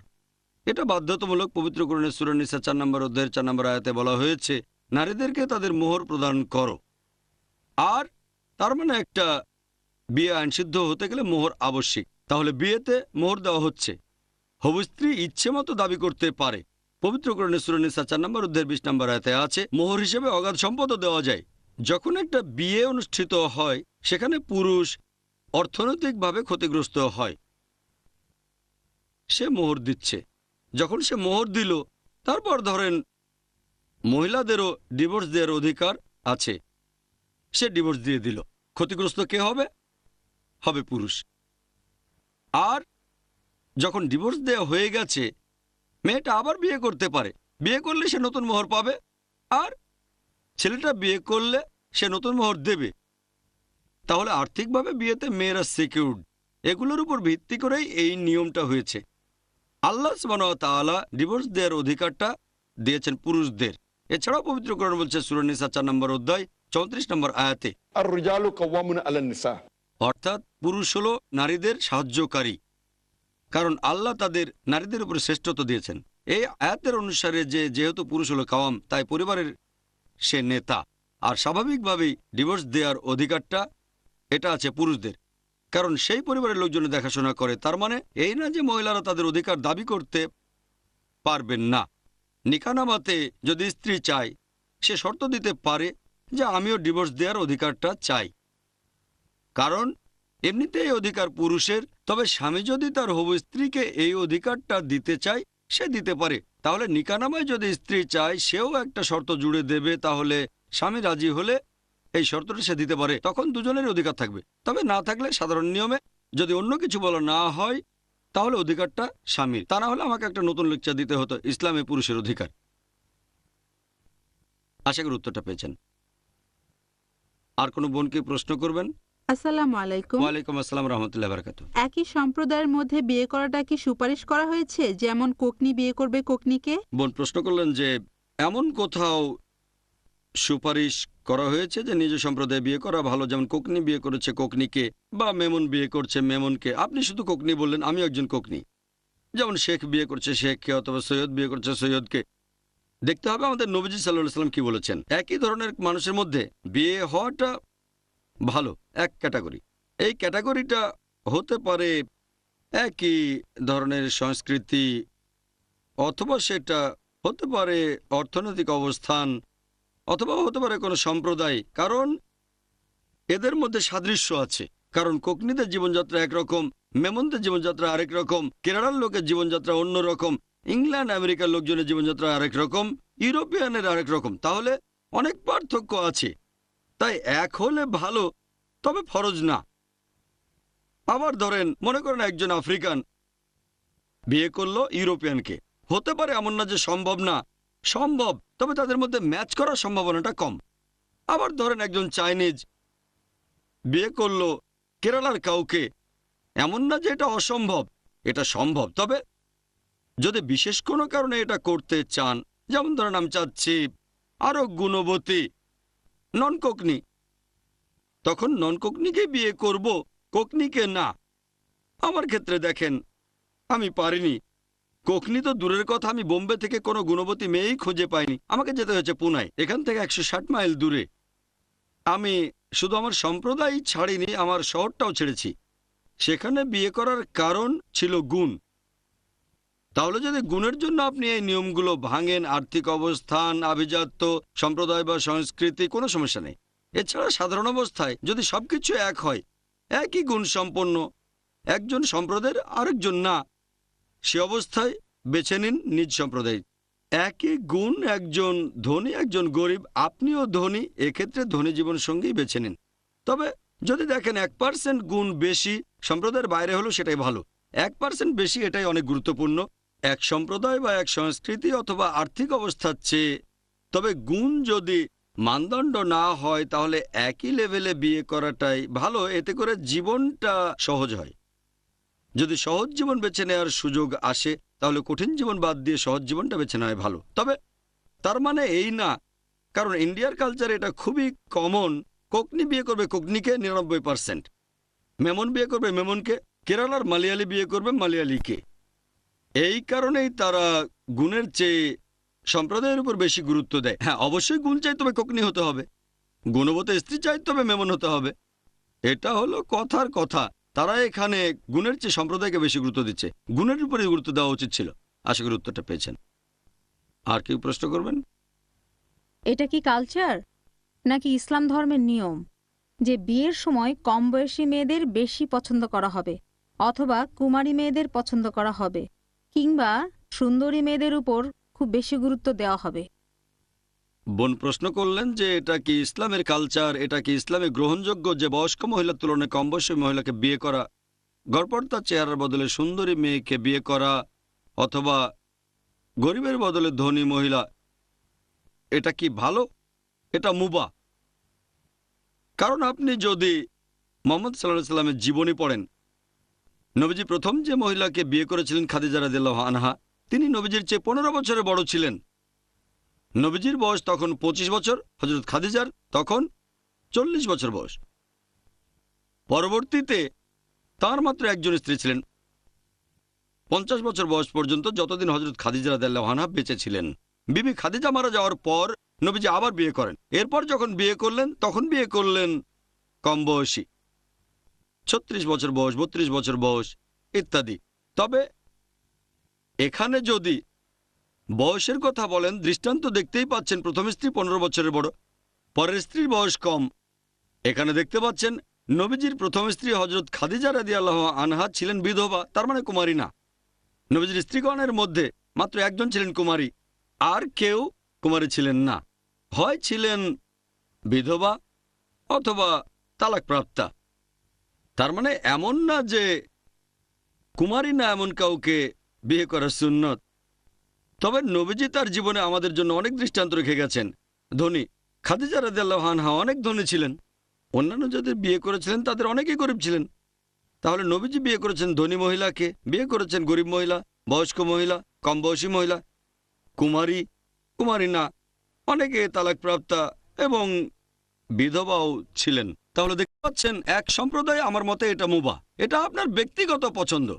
আমাদের নবীজি সাল্লাল্লাহু আলাইহি ওয়াসাল্লাম বলেছেন, এই কথা আগে বলেছি, এই হাদিসটা আছে সহিহ বুখারীতে 7 নম্বর খণ্ড, বুক অব নিকাহ, 5090 নম্বর হাদিস, যে আমাদের নবীজি সাল্লাল্লাহু আলাইহি ওয়াসাল্লাম বলেছেন, যখন কেউ বিয়ে করে সে 4টা জিনিস দেখে: সৌন্দর্য, সম্পদ, আভিজাত্য এবং গুণ। এগুলোর মধ্যে সেরা হচ্ছে গুণ। কেউ যদি সৌন্দর্য দেখে সেটা হারাম না, কেউ কম বয়সী স্ত্রী চাইলে সেটাও হারাম না, কেউ সম্পদশালী স্ত্রী চাইলে এটাও হারাম না, অভিজাত পরিবারের স্ত্রী চাওয়াটাও হারাম না। তবে এগুলোর মধ্যে গুণ হচ্ছে সেরা। গুণের উপর গুরুত্ব সবচেয়ে বেশি। যদি এমন কোনো গুণবতী মেয়ে পান যে কম সুন্দরী, এখানে সৌন্দর্যের চেয়ে গুণের উপরেই বেশি গুরুত্ব দেবেন, তাহলে গুণবতী কম সুন্দরী স্ত্রী সুন্দরী আর কম গুণের স্ত্রীর চেয়ে ভালো। গুণের উপরই গুরুত্বটা সবচেয়ে বেশি। ইসলাম ধর্মে এগুলো ছাড়া অন্য মানদণ্ডের উপর গুরুত্ব দেওয়া হয়নি। আর গুণের গুরুত্বের কথা যদি বলতে হয়, এটা নিশ্চিত করে বলা যায়। আশা করি উত্তরটা পেয়েছেন। nikah zawajun mubarakun. আর কোনো বোনকে প্রশ্ন করবেন? আসসালামু আলাইকুম। ওয়ালাইকুম আসসালাম রহমতুল্লাহ বারাকাতুহু। বিয়ের পরে মেয়ের বাবা মায়ের প্রতি তার দায়িত্বটা কি? সে কি তাদের মেনে চলবে নাকি তার স্বামীকে? বোন প্রশ্ন করলেন যে একটা মেয়ে বিয়ের পরে তার বাবা মার প্রতি কি দায়িত্ব পালন করবে, স্বামীকে মেনে চলবে নাকি বাবা মাকে? আমার মতো দুপক্ষকে মেনে চলবে, সেটাই তো সবচেয়ে ভালো। তবে যদি মতভেদ হয় তাহলে কার গুরুত্ব বেশি? বিয়ে হওয়ার আগে বাবা মার কথা মেনে চলাটা অবশ্যই গুরুত্বপূর্ণ, বিয়ের পরেও মানা গুরুত্বপূর্ণ। তবে বিয়ের পরে সে নতুন একটা পরিবারে যায়, এই দুই পক্ষের মধ্যে যদি মতভেদ হয় তাহলে দেখতে হবে কোন পক্ষ কোরআন এবং সুন্নাহ মেনে চলছে, স্বামী মেনে চলছে নাকি মা বাবা মানছে। এর উপর ভিত্তি করে সিদ্ধান্ত নেবে। তবে দুজনেই যদি নিরপেক্ষ থাকে, দুই পক্ষই কোরআন সুন্নাহ মেনে চলছে, তাহলে যে কোনো এক পক্ষকে বোঝানোর চেষ্টা করেন, দৃষ্টিভঙ্গি বদলাতে, যাতে করে আপনি আপনার বাবা মার পাশাপাশি স্বামীকেও সন্তুষ্ট করতে পারেন। তবে তারপরেও যদি বিরোধ চলতে থাকে, দুপক্ষই কোরআন সুন্নাহ মেনে চলছে, তাহলে এরকম পরিস্থিতিতে আপনি যাবেন স্বামীর পক্ষে বিয়ের পরে। আর এটার কারণ হলো, এখানে আপনি পরিবার দেখাশোনা করবেন, তার মানে এই না যে নিজের বাবা মাকে একেবারে ত্যাগ করবেন। যদি মতভেদটা এরকম হয় যে দুপক্ষে কোরআন হাদিস মানে, তারপরও আপনাকে একটা পক্ষ নিতে হবে। সবচেয়ে ভালো দুপক্ষকে সন্তুষ্ট করা। একেবারে শেষ উপায় হিসেবে যদি পক্ষ নিতেই হয়, তাহলে আপনি এখানে নেবেন স্বামীর পক্ষ, কারণ সেটা এখন আপনার নিজের পরিবার, বাবা মার পরিবার না। তারপরও যদি স্বামীকে বুঝিয়ে শুনিয়ে বাবা মাকে সন্তুষ্ট রাখতে পারেন, সেটাই সবচেয়ে ভালো। আশা করি উত্তরটা পেয়েছেন। আর কোনো বোন কি প্রশ্ন করবেন? আসসালামু আলাইকুম। ওয়ালাইকুম আসসালাম রহমতুল্লাহ বারাকাতুহু। স্বামীর মৃত্যুর পরে ইদ্দাতের সময়কাল ডিভোর্সের পরের ইদ্দাতের সময়কালের চাইতে লম্বা কেন? বোন প্রশ্ন করলেন যে স্বামী মারা গেলে স্ত্রীর জন্য ইদ্দাতের যে সময়কাল, সেটা ডিভোর্সের পক্ষের ইদ্দাতের সময়কালের চেয়ে লম্বা কেন? এই ইদ্দাত সম্পর্কে পবিত্র কোরআন বলছে, সূরা বাকারা 2 নম্বর অধ্যায় 228 নম্বর আয়াতে আছে, যখন কেউ স্ত্রীকে তালাক দেয় তখন ইদ্দাতের সময় 3 রজস্রাবকাল অথবা 3 মাস। কিন্তু কারো স্বামী মারা গেলে কোরআন বলছে, কারো স্বামী মারা গেলে ইদ্দাতের সময়কাল 4 মাস 10 দিন। তাহলে স্বামী মারা গেলে ইদ্দাতের সময়কাল সেটা 1 মাস 10 দিন বেশি। ডিভোর্স হলে 3 মাস, স্বামী মারা গেলে 4 মাস 10 দিন। কেন? ইদ্দাতের এই সময়কালটা ধরার পেছনে অনেক কারণ আছে। ডিভোর্সের পরে ইদ্দাতের সময়কাল ধরার একটা কারণ হচ্ছে এটা জানা যে স্ত্রী তার স্বামীর ঔরসজাত কোনো সন্তান ধারণ করেছে কিনা। তাহলে ইদ্দাতের সময়কাল ধরার অনেকগুলো কারণের মধ্যে একটা হচ্ছে এটা প্রিলিমিনারি টেস্ট। আগেও বলেছি যে স্বামী আর স্ত্রী কি একে অন্যকে ছাড়া থাকতে পারবে, একটা পরীক্ষা হয়ে যাবে। হয়তো 2 সপ্তাহ পরে মনে হবে, আরে আমি কি করেছি, বউয়ের উপর রাগ করলাম কারণ আমার জামাটা স্ত্রী করেনি, তাই ভাবলাম আলাদা হয়ে যাব। এই 2 সপ্তাহে দেখলাম আমি আরো সমস্যায় পড়ে গেছি, তাই মিটমাট করে ফেলি। অথবা স্ত্রী ভাবতে পারে, খালি খালি ওর উপরে আমি রাগ করেছি, আমাকে একেবারে সময় দেয় না, দিনে মাত্র 4-5 ঘন্টা করে। এই 2 সপ্তাহে বুঝলাম 2 ঘন্টা সময় দিলেও কোনো সমস্যা নেই, নাই মামার চেয়ে কানা মামা ভালো। এভাবে মিটমাট হতে পারে। এরকম অনেক কারণ আছে। অন্য আরেকটা কারণ হচ্ছে এটা জানা যে স্ত্রী তার স্বামীর ঔরসজাত সন্তান ধারণ করেছে কি না। যদি ধারণ করে তাহলে ইদ্দাতের সময়কালটা হয় সন্তান প্রসব হওয়া পর্যন্ত, তাছাড়া কোনো পক্ষই অভিযোগ করবে না। যদি আলাদা হয়ে যায় তাহলে 3 মাসের মধ্যে কোনো মেডিকেল টেস্ট ছাড়াই তারা জানতে পারবে যে এই স্ত্রী সন্তান ধারণ করেছে কিনা। আগেকার দিনে কোনো মেডিকেল টেস্ট ছিল না, এখন যেরকম আছে আল্ট্রাসনোগ্রাফি, অ্যামনিওসেন্টেন্সিস, এরকম বিভিন্ন টেস্ট।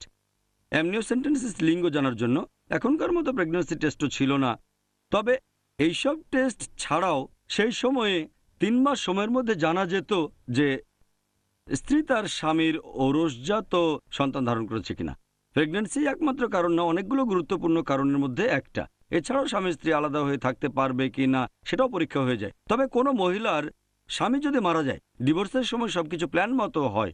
প্ল্যান মানে ডিভোর্স হঠাৎ করে হয় না। প্রথমে স্বামী এবং স্ত্রীর মধ্যে আলোচনা হবে, যদি কোরআন সুন্নাহ মেনে চলেন। যদি আপনি বিদায় স্টাইলে বলেন তালাক তালাক তালাক, তাহলে কয়েক সেকেন্ডেই সেটা সম্ভব। রেগে গেলে তালাক দিলেন, এই নিয়মটা মোটেও ইসলামিক না। এটা তালাকে বিদায় কথাটা আগে বলেছি। যদি ইসলামিক নিয়মে তালাক দিতে চান, প্রথমে স্বামী স্ত্রীর মধ্যে আলোচনা হবে। এভাবে সমাধান না হলে মধ্যস্থতাকারী আলোচনা করবেন, তারপর অপেক্ষা করবেন। এভাবে ডিভোর্স দিতে হলে কয়েক সপ্তাহ, কয়েক মাস অথবা 1 বছরও লাগতে পারে। এভাবে প্ল্যান হয়, আপনিও প্রস্তুত থাকেন। তারপর ইদ্দাতের সময়কালটা থাকে 3 মাস। অন্যদিকে কারো যদি স্বামী মারা যায়, বেশিরভাগ ক্ষেত্রে এটা হঠাৎ করে হয়, হয়তো কোনো অ্যাক্সিডেন্টে, হয়তো কোনো অসুখে, হয়তো হতে পারে স্বামী অনেকদিন অসুস্থ, মারা যাবে জানেন, তবে সম্ভাবনা কম। বেশিরভাগ ক্ষেত্রে স্বামী মারা যায় হঠাৎ করে ঘটে। এই সময় স্ত্রী মানসিক আঘাত পায়। সে স্বামীর ঔরসজাত সন্তান ধারণ করেছে কিনা সেটা জানতে 3 মাসই যথেষ্ট, যাতে করে কেউ তাকে অভিযোগ না করে যে তার অবৈধ সম্পর্ক আছে, নাউজুবিল্লাহ। অন্য কোনো লোকের সাথে স্বামী মারা যাওয়ার পরে সে অন্য লোকের সন্তান গর্ভে ধারণ করেছে, তাহলে ইদ্দাতের সময় জানা যায় স্ত্রী কোনো সন্তান ধারণ করেছে কিনা। এটা একটা কারণ। কিন্তু এখানে 1 মাস 10 দিন বেশি কেন? কারণ কোনো মহিলার যদি হঠাৎ করে কোনো ক্ষতি হয়, আঘাত পায়, যে তার স্বামী আর বেঁচে নেই, এটা সামলানোর জন্য তাকে সময়টা দেওয়া হয়। এই কারণে ইদ্দাতের সময়কালে সে অন্য কাউকে বিয়ের প্রতিশ্রুতি দিতে পারবে না, দিলেও আইনসম্মত হবে না। ইদ্দাতের সময়কালের পরে, কারণ হয়তো সে খুব মানসিক আঘাত পেয়েছে, তখন কেউ বিয়ে করতে চাইলো, আর সে ভাবলো আমি সিকিউরড না, ভয় পেয়ে হয়তো এমন কারো প্রস্তাবে রাজি হলো যে ভালো না, সেজন্য ইদ্দাতের সময়টা এত বড়। এই 4 মাস 10 দিনে মানসিক আঘাত কিছুটা হয়তো কমে যাবে, ততদিনে কিছুটা স্বাভাবিক হতে পারবে, তখন আবার বিয়ের সিদ্ধান্ত নিতে পারে। তাই সময়টা লম্বা, বেশি সময় অপেক্ষা করবে, এতে ভালো করে সিদ্ধান্ত নিতে পারবে যে আবার বিয়ে করবে কিনা, যাকে পছন্দ করবে ইত্যাদি। আর এই কারণেই স্বামী মারা গেলে ইদ্দাতের সময় তালাকের পর ইদ্দাতের সময়ের চেয়ে বেশি। আশা করি উত্তরটা পেয়েছেন। কোনো ভাই কি প্রশ্ন করবেন? কেউ আছেন? ও মাশাআল্লাহ, আরশি। আসসালামু আলাইকুম। তাহলে শুনি প্রশ্নটা। ওয়ালাইকুম আসসালাম।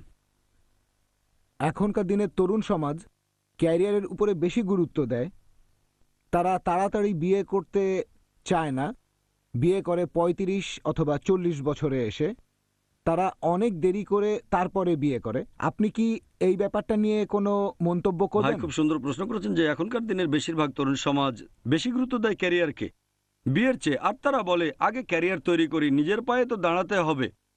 আমি বলবো ছোটবেলাতেও তো নিজের পায়ে দাঁড়াতে পারতেন। আসলে আমি আমার নিজের পায়ে দাঁড়াবো এটা দিয়ে বোঝাচ্ছে তারা আর্থিকভাবে স্বাবলম্বী হতে চায়। তারা হতে চায় ডাক্তার বা ইঞ্জিনিয়ার অথবা ভালো বেতনের চাকরি চায়। এভাবে যখন ভালো চাকরি পায় ততদিনে 30 বছর পার করে ফেলে, অথবা 28, 29, এটাও বেশ তাড়াতাড়ি, অথবা 30 পার হয়ে 31, 32 বা 35। এখন বিয়ের আগে এই ক্যারিয়ার তৈরি করা এটা কতটা গুরুত্বপূর্ণ? বিয়ে হলো জীবনের একটা অংশ, ক্যারিয়ারও জীবনের একটা অংশ। আমার মতে বিয়ের ক্ষেত্রে শুধু ক্যারিয়ারের জন্য কারো দেরি করা উচিত না, পড়াশোনার জন্যও না। ভালো, আমি বলছি না যে টিনেজে বিয়ে করে ফেলেন। প্রাপ্তবয়স্ক হলে অবশ্যই বিয়ে করতে পারেন। ইসলাম ধর্ম অনুমতি দিয়েছে প্রাপ্তবয়স্ক হলে আপনি বিয়ে করতে পারেন, তবে বেশি দেরি করবেন না। আমাদের নবীজি সাল্লাল্লাহু আলাইহি ওয়াসাল্লাম বলেছেন, আছে সহিহ বুখারীতে 7 নম্বর খণ্ড, বুক অব নিকা, 3 নম্বর অধ্যায় 4 নম্বর হাদিস, হে যুবক যুবতীরা, তোমাদের মধ্যে যাদের বিয়ের সামর্থ্য আছে তারা বিয়ে করে ফেলো, তাহলে দৃষ্টি সংযত থাকবে, শালীনতা বজায় থাকবে। এই লোকজন বিয়ে করতে দেরি করছে কারণ তারা মনে করে যখন আমি বিয়ে করব তখন আমার স্ত্রী দেখাশোনা করতে হবে, সেটা বাধা হয়ে দাঁড়াবে আমার লেখাপড়ায়, সেটা বাধা হবে আমার ক্যারিয়ার। এই ধারণাটা আসলে ভুল। চিন্তা করেন, একটা ছেলে মেডিকেলে পড়ছে, যদি সে বিবাহিত হয় স্ত্রী তাকে সাহায্য করবে। এভাবে পজিটিভ সাইডগুলো দেখেন। যদি বিয়ে করেন তারপর পোস্ট গ্র্যাজুয়েশনের পরীক্ষা দিলেন, এটা অনেক সোজা। সে সাহায্য করবে, আপনাকে নোট তৈরিতে সাহায্য করবে, সে আপনার আরামায়েশের ব্যবস্থা করবে। আগে আপনাকে দেখতো আপনার মা, এখন মা স্ত্রী দুজনেই আছে। আপনার ক্যারিয়ার থাকলেও সমস্যা কোথায়? হ্যাঁ, অনেকে ভয় পেতে পারে, এটা তো যখন উপার্জন করা শুরু করব। সেজন্য আমাদের নবীজি বলেছেন যদি সামর্থ্য থাকে। এরকম কথা যারা বলে তাদের বেশিরভাগের বাবা মাই ধনী, তাদের সঞ্চয় করা টাকা আছে, তাহলে টাকা কোনো সমস্যা না হলে তাদের বিয়ে করা উচিত। ব্যবসায় প্রতিষ্ঠা পাওয়াটা সহজ হয়ে যায়। স্ত্রী আপনাকে সাহায্য করবে, কারণ আগেও বলেছি স্ত্রী পোশাকের দায়িত্ব পালন করে। তাই দেরি করে বিয়ে করার সাথে আমি একমত না, কারণ যদি তাড়াতাড়ি বিয়ে করেন তাহলে সন্তানও নেবেন তাড়াতাড়ি। অনেকে হয়তো বলবে আমি আরাম করতে চাই, একটু রিল্যাক্স করব। আরাম করতে চাইলে তো তাড়াতাড়ি বিয়ে করবেন, 20-25-এর মধ্যে বিয়ে করেন, সন্তান নেন তাড়াতাড়ি। 40 বছর বয়সে আপনার ছেলের বয়স 18-19, আপনার ব্যবসা থাকলে রিটায়ার করতে পারেন 40-এর আগেই, না হলে এটা তো 60 বছরে। তাহলে জীবনটা উপভোগ করতে চাইলে তাড়াতাড়ি বিয়ে করেন, সন্তান নেন। এই সন্তানই এক সময় ব্যবসার হাল ধরবে, আর আপনি তখন ফ্রি, তাড়াতাড়ি আরাম করতে পারবেন। তাই জীবনটাকে উপভোগ করতে চাইলে তাড়াতাড়ি বিয়ে করাটাই ভালো। এতে করে সমাজের ক্ষতিকর দিক থেকেও রক্ষা পাবেন, কারণ তরুণ বয়সে বিপদে চলে যাওয়ার সম্ভাবনাটা বেশি থাকে। যখন আপনি গ্র্যাজুয়েশন বা পোস্ট গ্র্যাজুয়েশন করবেন, সেই সময়টাতে সিরাতুল মুস্তাকিমে থাকাটা খুবই কঠিন। যদি স্ত্রী থাকে, সে আপনার মহসেনা, শয়তানের বিরুদ্ধে দুর্গ, তাই সম্ভাবনা বেশি আপনি লেখাপড়ায় মনোযোগী হবেন। যখন কলেজে যাবেন, সাধারণত কো-এড ভার্সিটি কলেজে বলা হয় পড়াশোনা না করে সেখানে সবাই বিপরীত লিঙ্গের কাছে নায়ক সাজার চেষ্টা করে। এখন নায়িকা তো আছে আপনার তো স্ত্রী আছে, অন্য জায়গায় সময় নষ্ট করবেন না, আপনি লেখাপড়ায় আরও মনোযোগী হবেন। তাই আমার মতে যদি পড়াশোনা করেন, ক্যারিয়ার ভাবেন, এক্ষেত্রেও তাড়াতাড়ি বিয়ে করাই ভালো। আশা করি উত্তরটা পেয়েছেন।